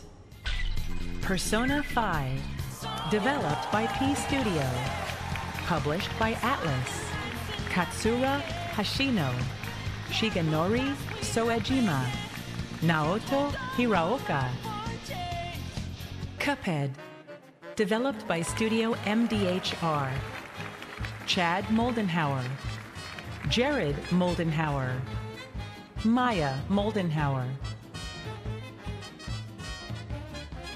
Horizon Zero Dawn, developed by Guerrilla Games, published by Sony Interactive Entertainment. The Guerrilla Team. The Legend of Zelda: Breath of the Wild, developed by Nintendo EPD, published by Nintendo. The Nintendo EPD Team. Night in the Woods, developed by Infinite Fall, published by Finji, Scott Benson, Charles Huttner, Adam Salzman, Sven Rutnar. There should really be 5 envelopes here, so I'm only going to open the one, but it's a really tough category. Winner for Best Visual Art goes to Cuphead.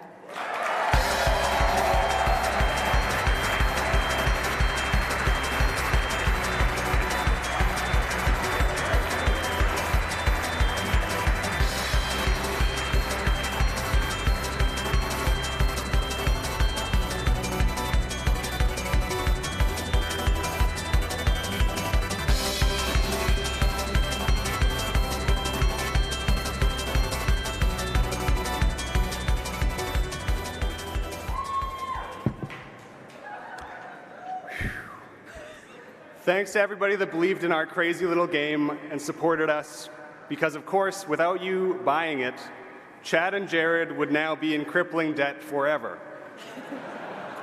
I'd like to give a shout out to all the other artists that couldn't make it to the stage today: Tina Navraki, Joseph Coleman, Caitlin Russell, Ali Morby, Maya Moldenhauer, and of course, Chad Moldenhauer, who single-handedly animated and designed the very first trailer that caught the eyes and imaginations of so many of you. Thank you all.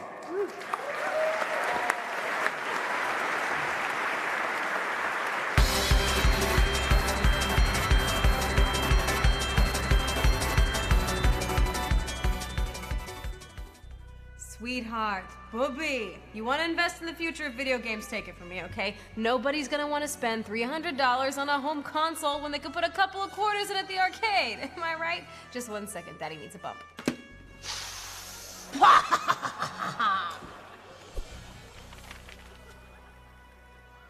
What the fuck? You want to waste your time with a playing card company? Nintendo? More like Nintendo, don't waste my money, am I right? Look, this is what you want to invest in, okay? I just got a box of mint-condition copies of E.T. for the Atari 2600. That's right, the Spielberg picture. So how many can I put you down for? 1 second, let me pop these loods. So, are we in business? Say what?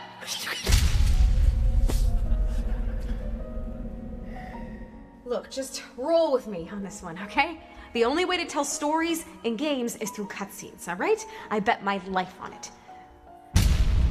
Shit. Okay, look, I know I haven't always been right, okay? But what I know for sure is that gamers love good graphics and a linear story, okay? Take your shit and get out! I'm keeping the house. Baby, wait, please, baby, just give me a second, just, Look, do not invest in mobile games, whatever you do.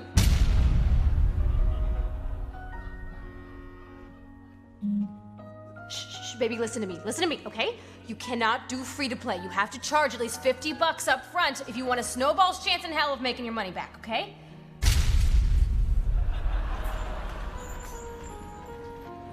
Don Giovanni sends his regards. No, please, I'll get you the money!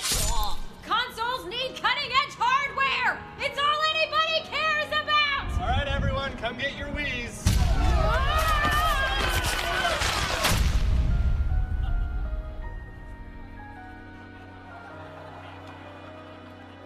That's our yearly visit out of the way. Let's go home and play PUBG, huh? Oh, shit, yeah, Moms.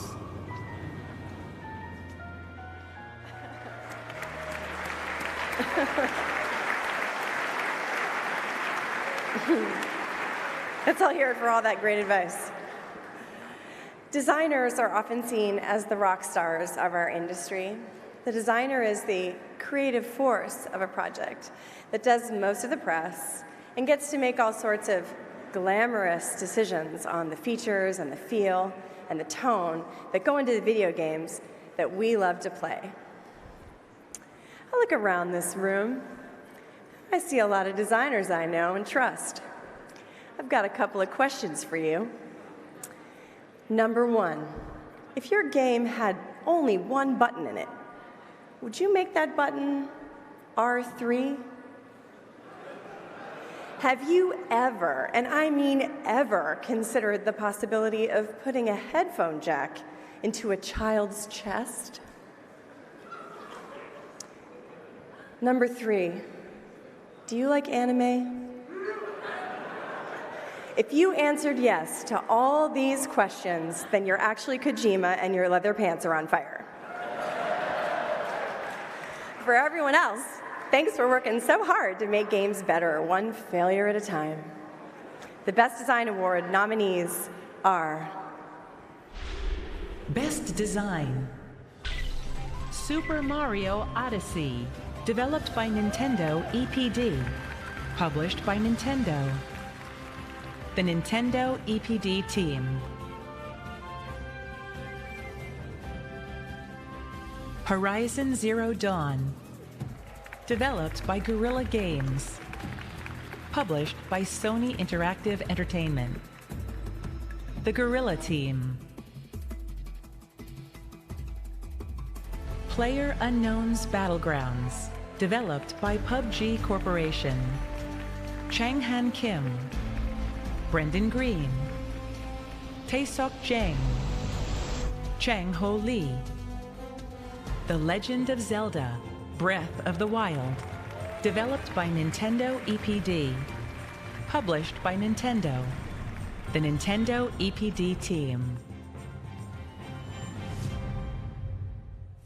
Nier Automata, developed by Platinum Games, published by Square Enix. Yoko Taro, Yosuke Saito, Takahisa Tarua. And the Best Design Award goes to The Legend of Zelda.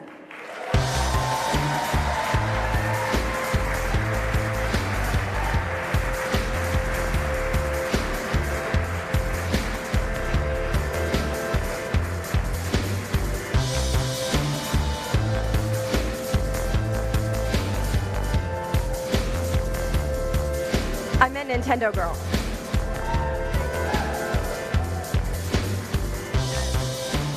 Boy, I wish I had worn higher heels, said no one ever. So many aspects of this game's design were remarkable, from the massive world that the developers built to the open-air game structure that literally tore down Zelda standards and gave players absolute freedom. And all of it really comes down to a singular vision, and we are beyond happy that it connected with so many people. Thank you so much on behalf of Mr. Aonuma and Mr. Fujibayashi and the entire Zelda team.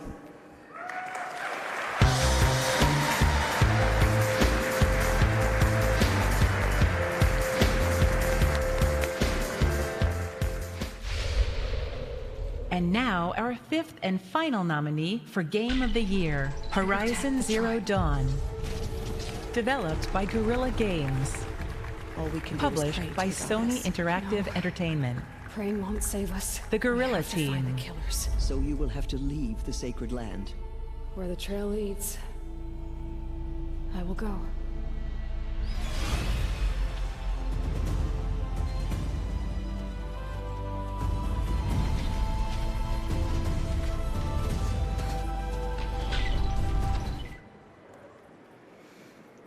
To be totally honest with y'all, it's pretty hard for me to stand up here and give an award away for VR. Because most early titles on new platforms are glorified tech demos plus shooting, which I kind of fucking detest. At the same time, I just self-published an artsy-fartsy VR fairy tale about a little bird who swallows the last piece of the waning moon, so you clearly should not come to me for advice about what will sell. But all joking aside, I do truly think that someday there will be VR games that expand the way that people see our medium, which is an art form. And that's why I'm truly hoping that people actually fucking buy VR hardware this holiday season. Tonight's VR nominees are Best VR AR Game. Superhot VR. Developed by the Superhot team. Tomasz Kaczmarczyk. Piotr Iwanicki.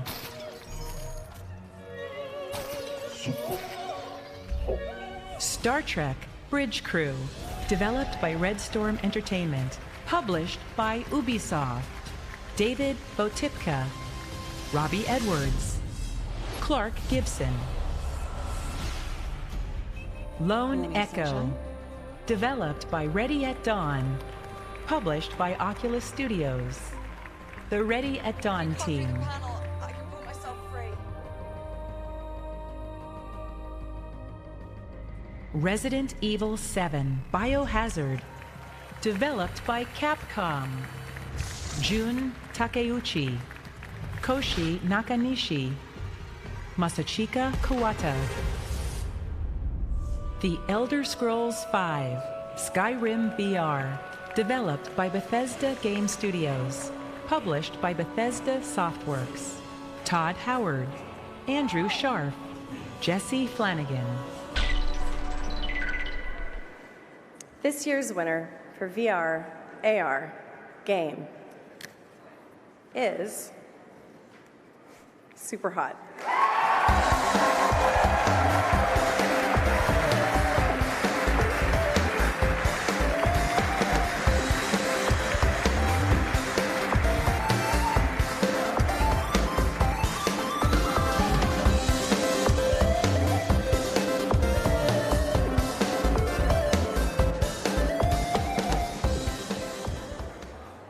Oh boy. Wow. Well, that was unexpected. Did you see the other nominees? It's actual big brand names this time. So I guess, Robin, there's actually hope for VR. Somebody's going to buy the headset. Well, it's been a pretty wild year for us in terms of VR. And I would like to thank pretty much everybody. But I will also allow a couple of words to our game director, who's currently down with a cold at our crummy indie Airbnb. At least we think it's cold. It's either cold or a typhoid fever, from what we've seen. So, Piotr, say hi to everybody. Hi, everybody. Thank you.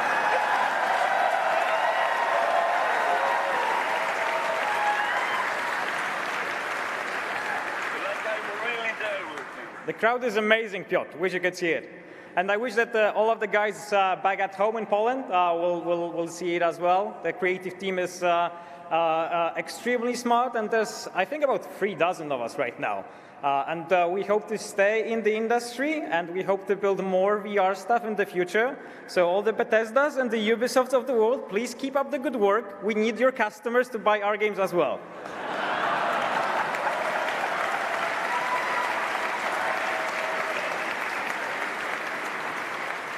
Thank you, guys.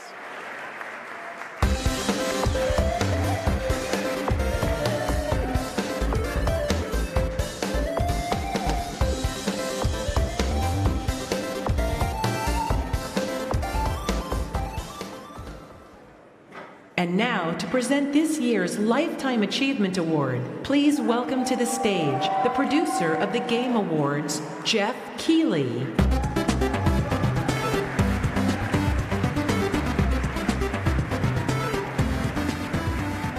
Hello, everyone. Surprise. How you doing? All right. Well, this is a really special moment for me because back in 2007, Shigeru Miyamoto won the GDC Lifetime Achievement Award, and he told Time magazine that the obvious objective of video games is to entertain people by surprising them with new experiences. Tim Schafer is a guy who specializes in the new. Tim of Legend.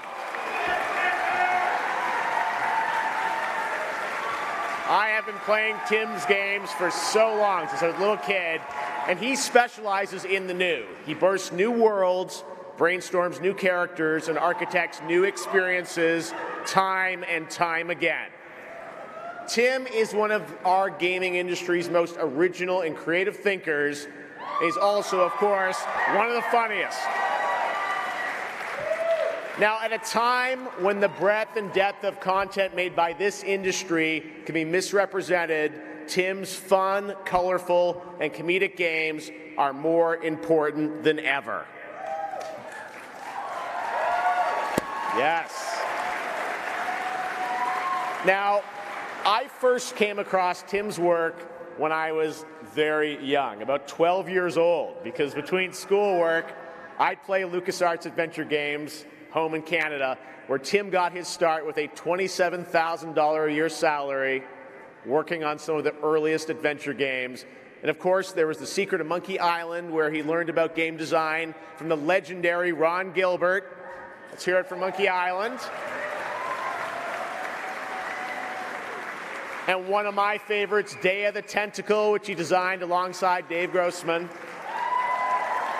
I will still always remember the CD-ROM talkie version of Dot and my quest to power up the Chronojon. These are memories from many years ago, but they still stick with me. Now, as I played those games, I couldn't quite believe this rich interactive storybook that I could shape with the click of a mouse. And, you know, I remember me and my brother playing through those games, trying to figure out the puzzles, the inventory items, and often resorting to CompuServe to get hints to figure out how to get through these incredible games that Tim built many decades ago. Now, as Tim's career progressed at LucasArts, he started designing his own games like Full Throttle. Yes. And Grim Fandango, which is celebrating an anniversary this year. Now, these seminal games help cement Tim's signature style, rich, quirky worlds with funny talking characters and challenging puzzles. Now, one of the things that I most admire about Tim is how over a 30-year career, he's never built games based on what genre is trending in the market. He builds what's in his heart. And we love you for it, Tim. And Tim has put everything on the line time and again in pursuit of his art. Today, he runs his own independent studio, Double Fine, right here in San Francisco.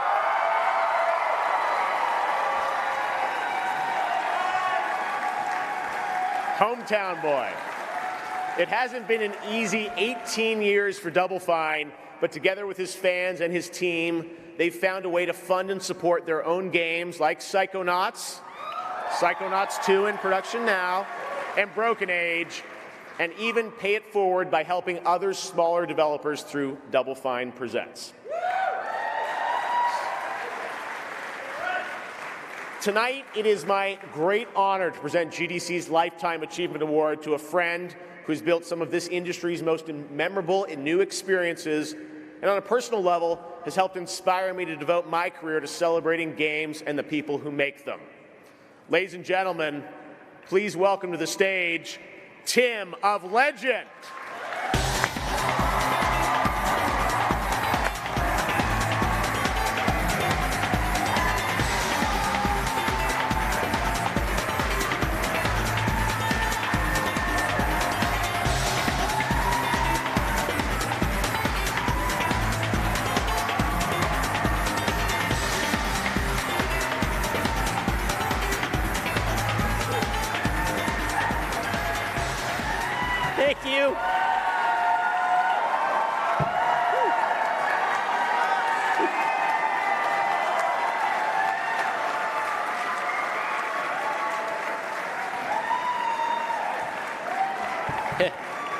Thank you. Thank you, everybody. Thank you so much. I should, thanks. I got this under control. This is where I feel most comfortable. I've hosted these awards many times, and I thought, I'm the master of my domain here. This is cool. I got this. And then Jeff makes me feel like a blubbering idiot with his little, and all of you. Thank you so much. Thanks, Jeff.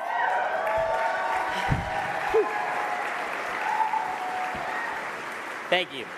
Thank you, everybody. Thanks, everybody here. Thanks, everyone at GDC. Thanks to Simon and Katie and the spooky ghost of Megan Scavio.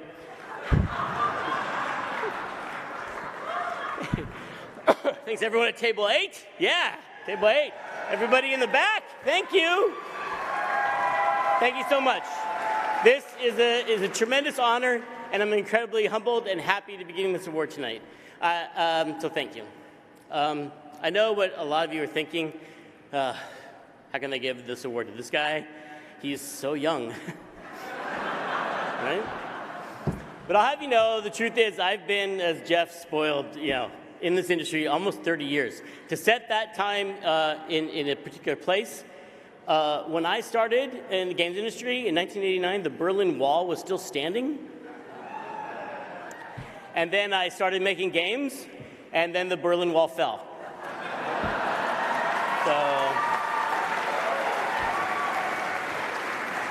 yeah, right, yes. So you're welcome.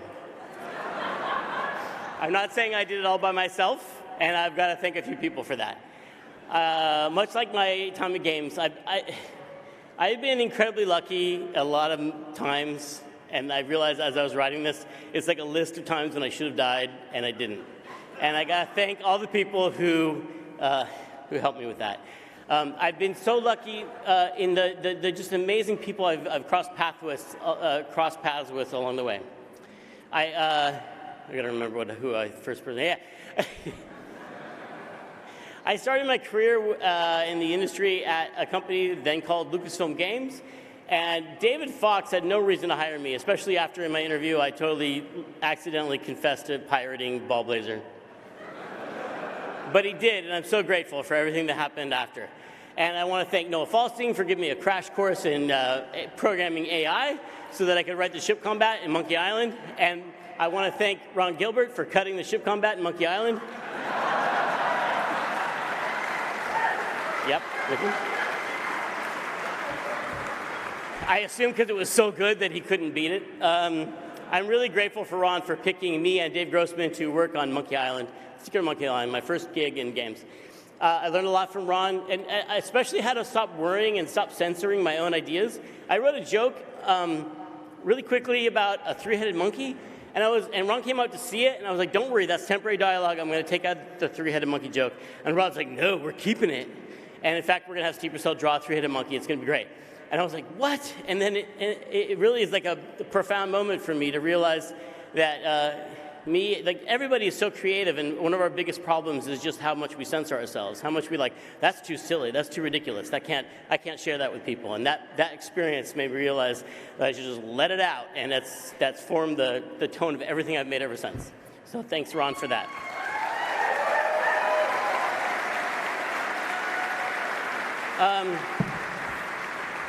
Thanks also to Dave Grossman for pushing me to be a better writer just by sitting next to me and writing such amazing dialogue in the next desk. I want to thank, how lucky was I to work down the hallway from Hal Barwood, the director of Corvette Summer, right? Right down the hallway, who taught me when I was whining about how I had to cut the dialogue down by half, and he was like, just do it. And he taught me how to edit my own dialogue and not worry about it, and it's the greatest lesson I ever learned. Be ruthless when editing your own dialogue. Oh my God. I want to thank all the great people and smart people in LucasArts Upper Management, Lucy Bradshaw, and, well, that's it. Sorry, Steve.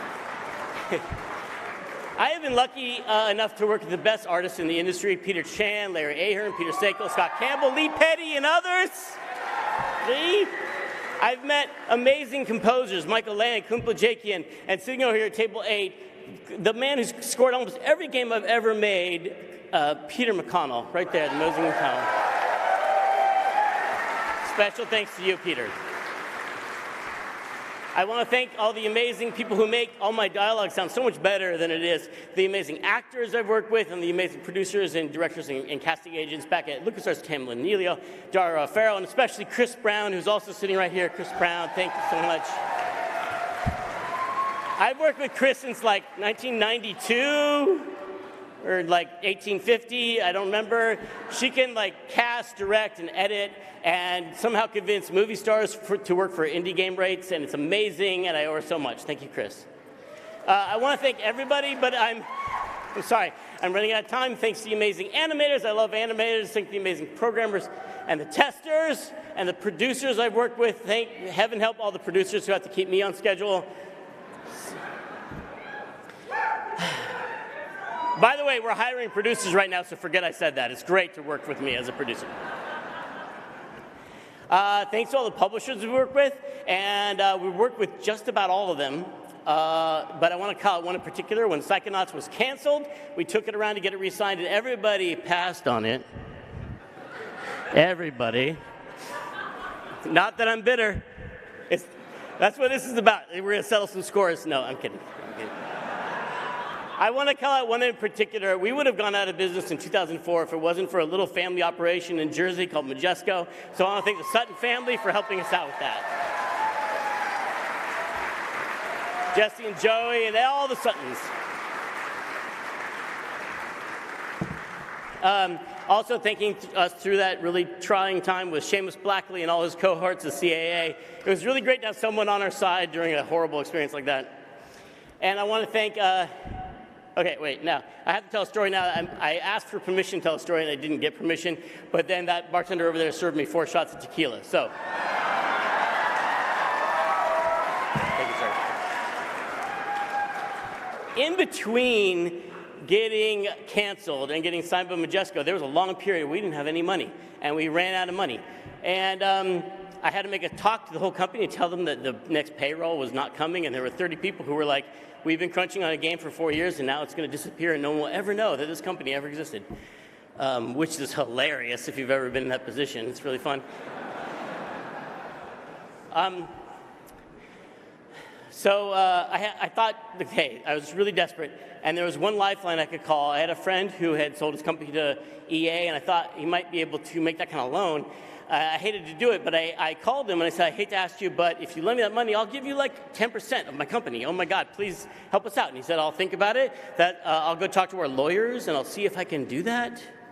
And I sat there on my desk and I chewed off all my fingernails, and then he called back and he's like, my lawyers tell me I can't take stock in another game company. So I'm just going to give you the money, and lend you the money. And it was amazing. It was just had such an effect on me.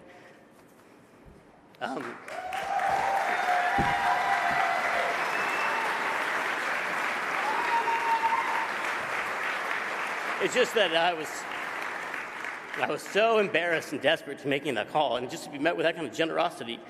Anyway,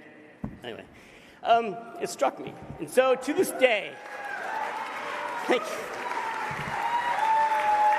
Thank you.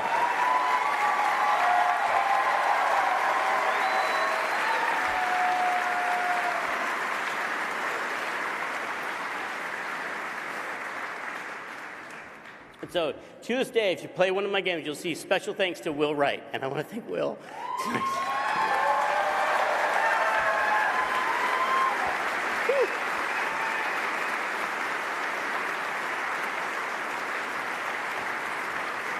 Thanks, Will. I hope it's okay if I told that story, but no one else asking for money, I swear.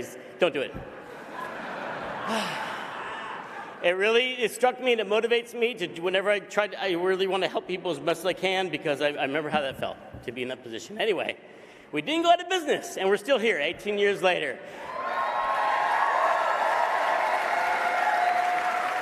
There are a lot of Double Finers here in the audience tonight. They're the loud ones in the back. Double Fine.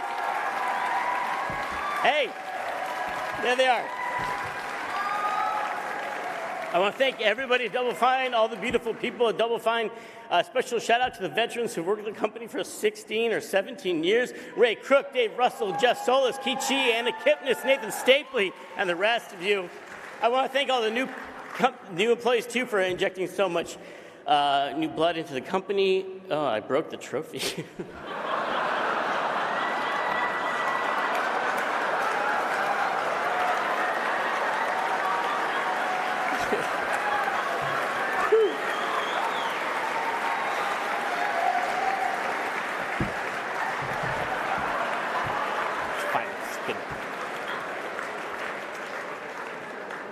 I'm so sorry.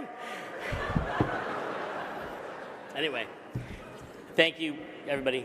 I want to thank also Justin Bailey for boldly going into uncharted waters with Fig and taking us and other crowdfunding entities on a crazy journey with him.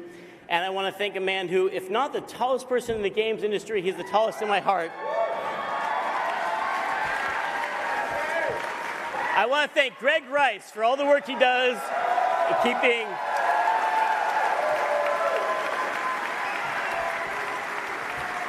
not just in keeping Double Fine afloat, but also in helping out other indies with Double Fine Presents and Day of the Devs. Thank you.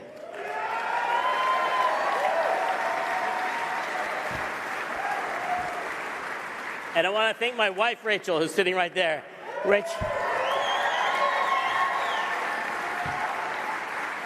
Yeah.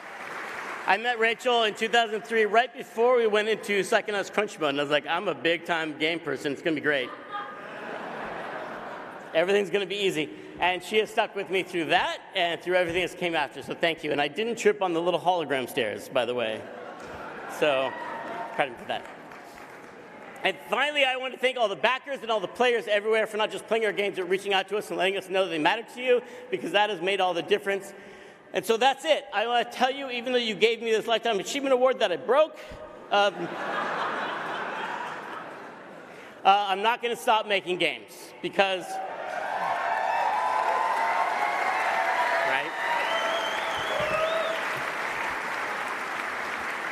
Because I can't afford to. But there's so many memories came up when I was making this list. It's easy to look back on all the games and all the ups and downs and the roller coaster and the troubles and everything. But what I realized when I was making this list is this crazy collection of human beings that really makes this experience so meaningful and made it possible and so rewarding. So I want to thank everybody. That's really what keeps me making games, is all these people. So I want to thank you again for all your help over the years, and I want to thank you again for this generous reward. Thank you, everybody.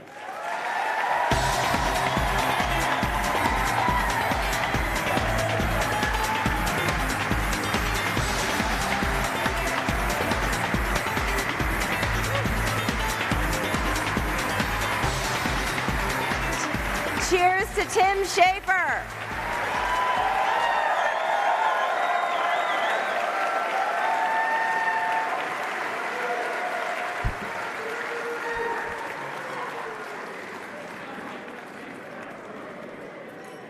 And Will fucking Wright.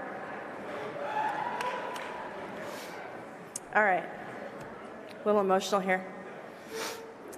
If we've learned anything over the past few years, it's that the collective wisdom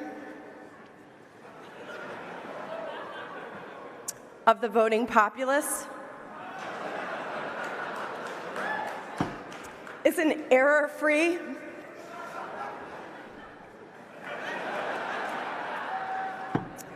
finely tuned,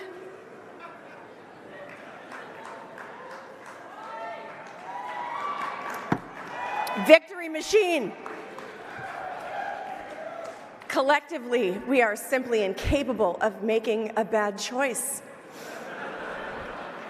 The board doesn't have shit on us. And with that in mind, we turn our eyes to the Audience Award, wherein the same people that voted a research submarine, Bodie McBoatface,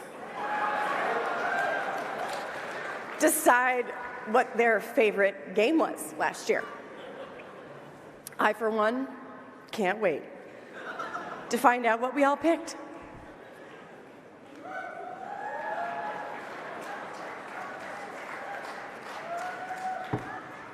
All right. Here we go, motherfuckers. The audience award goes to Nier Automata. Good choice.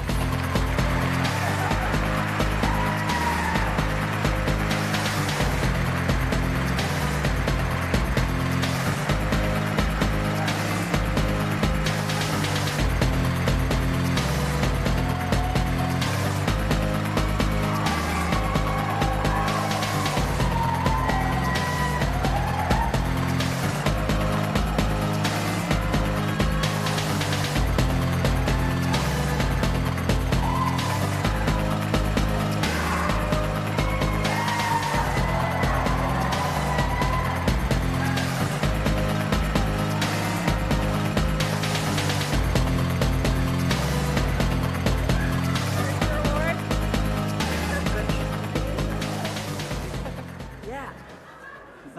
横尾さん喋るでしょ。受賞できると思ってなくて今帰る準備をしてました。 So I didn't think that I would be able to win an award, so we really rushed up here. 投票してくださった皆様ありがとうございました。 Thank you everyone for giving us a vote. Thank you.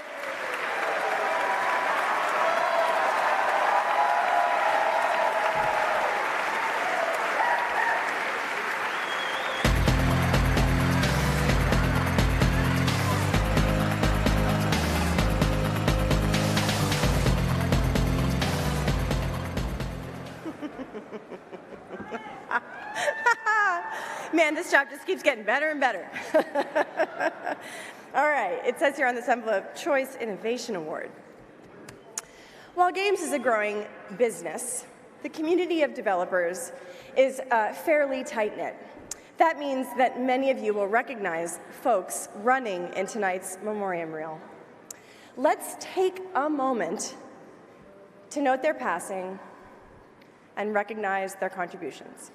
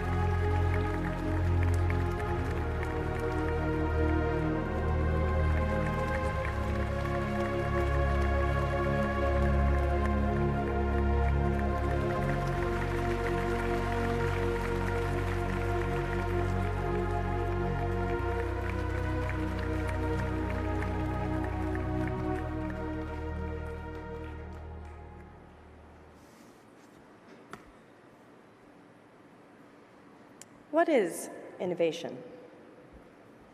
Are games art? What's the sound? One hand clapping.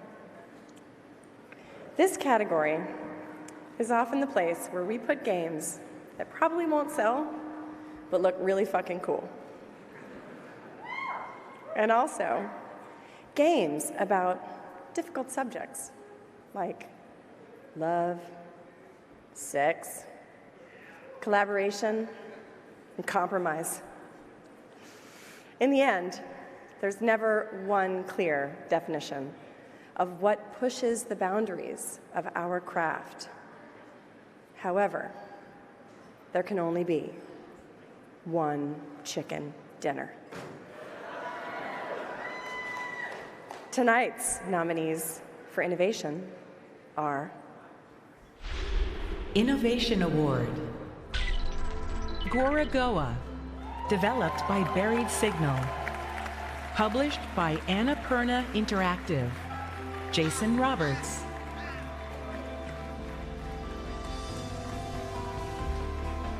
The Legend of Zelda, Breath of the Wild.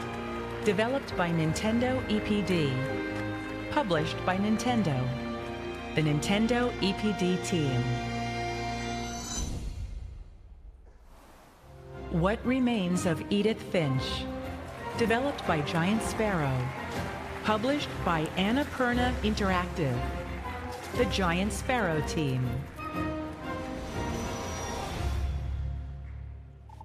Everything. Developed by David O'Reilly. Published by Double Fine Productions. The Everything team.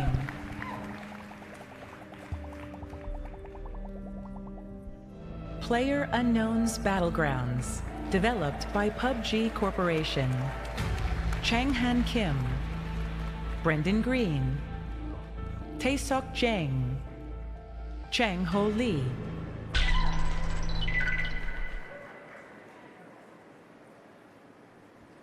The Innovation Award goes to Gorogoa.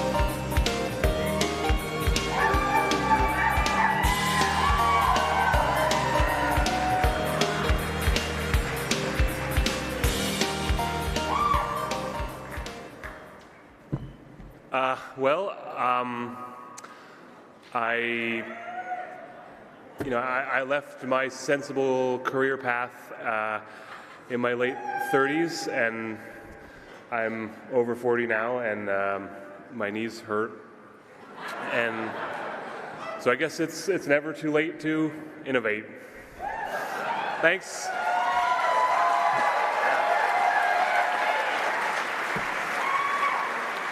Just want to say that I'm in an extremely lucky position to have contributed to 3 games in this category. So I want to thank David O'Reilly for letting me make sounds to the universe and introducing me to the words of Alan Watts, which are life-changing. And to Giant Sparrow for also letting me contribute to their beautiful narrative experience. And Jason, thank you again. All right, thank you. Thanks.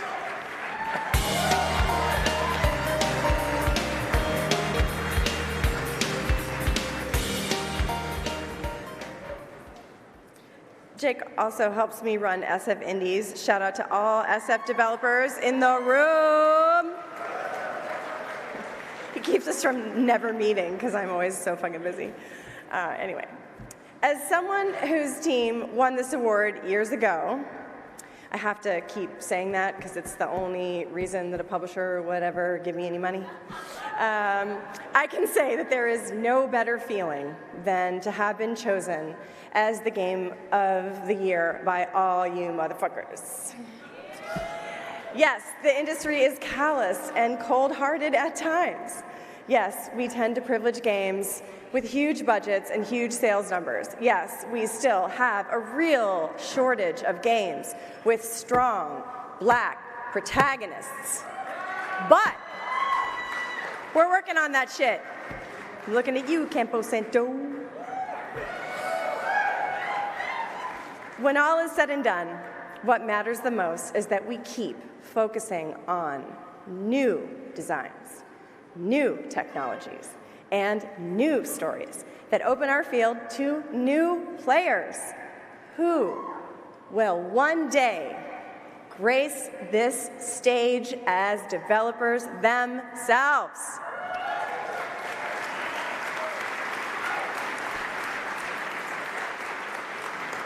Every one of us started as a kid playing games, and every one of us will start as a kid playing games.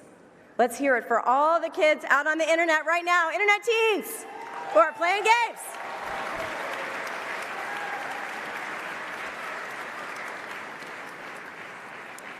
Once again, here is the recap of all of tonight's Game of the Year nominees. Game of the Year. Player Unknown's Battlegrounds.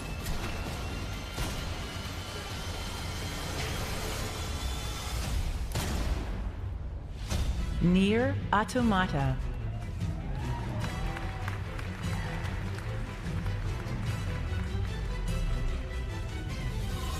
The Legend of Zelda: Breath of the Wild.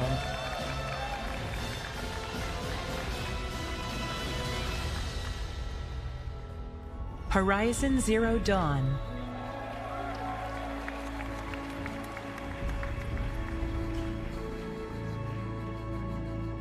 Super Mario Odyssey.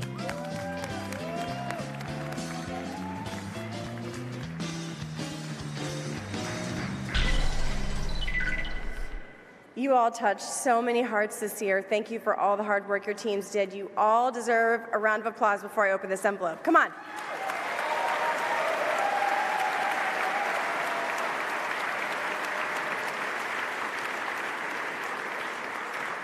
All right, ladies and gentlemen, the 2018 winner of the Game Developers Choice Awards Game of the Year is The Legend of Zelda.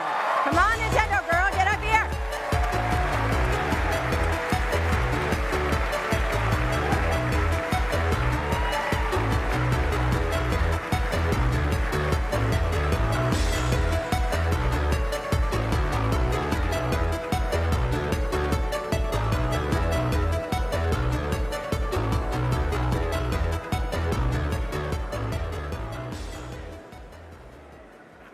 Wow.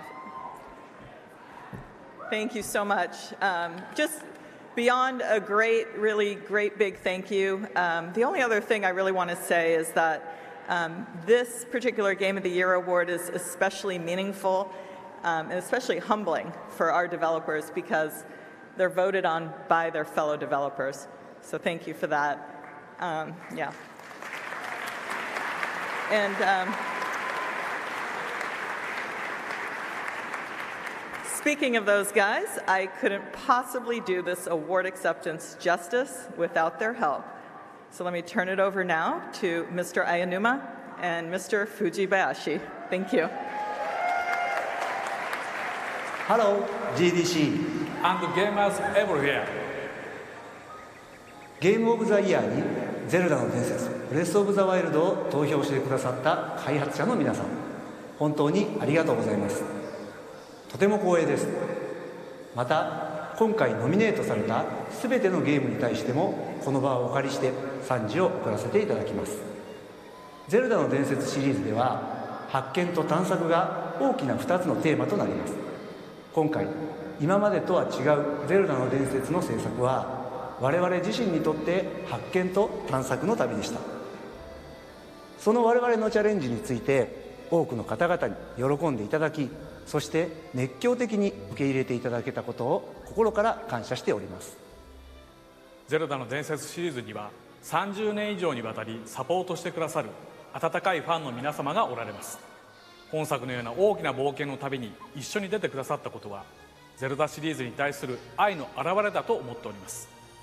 今までいただいたポジティブな反応はこれからもファンの皆さんのために新しい驚きを与え続ける励みとなります。ゼルダチームと任天堂を代表して、Thank you.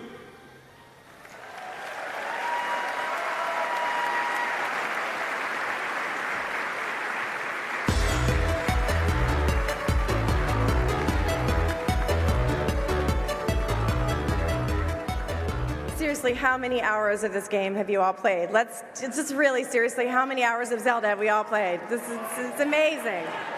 It's a great franchise. All right, that is all, folks. Award shows are never short enough, and there are never enough trophies to go around.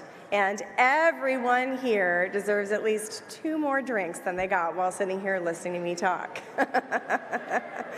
Once again, it is a huge honor to have been up here and give away these awards to people that I know personally have struggled to make this art, to make this industry open and diverse and amazing. And I want you to just all give a huge round of applause to all of tonight's nominees.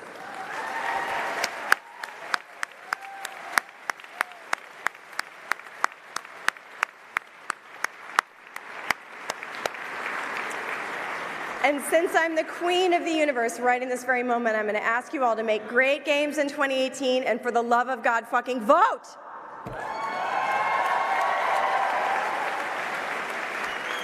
See you all next year.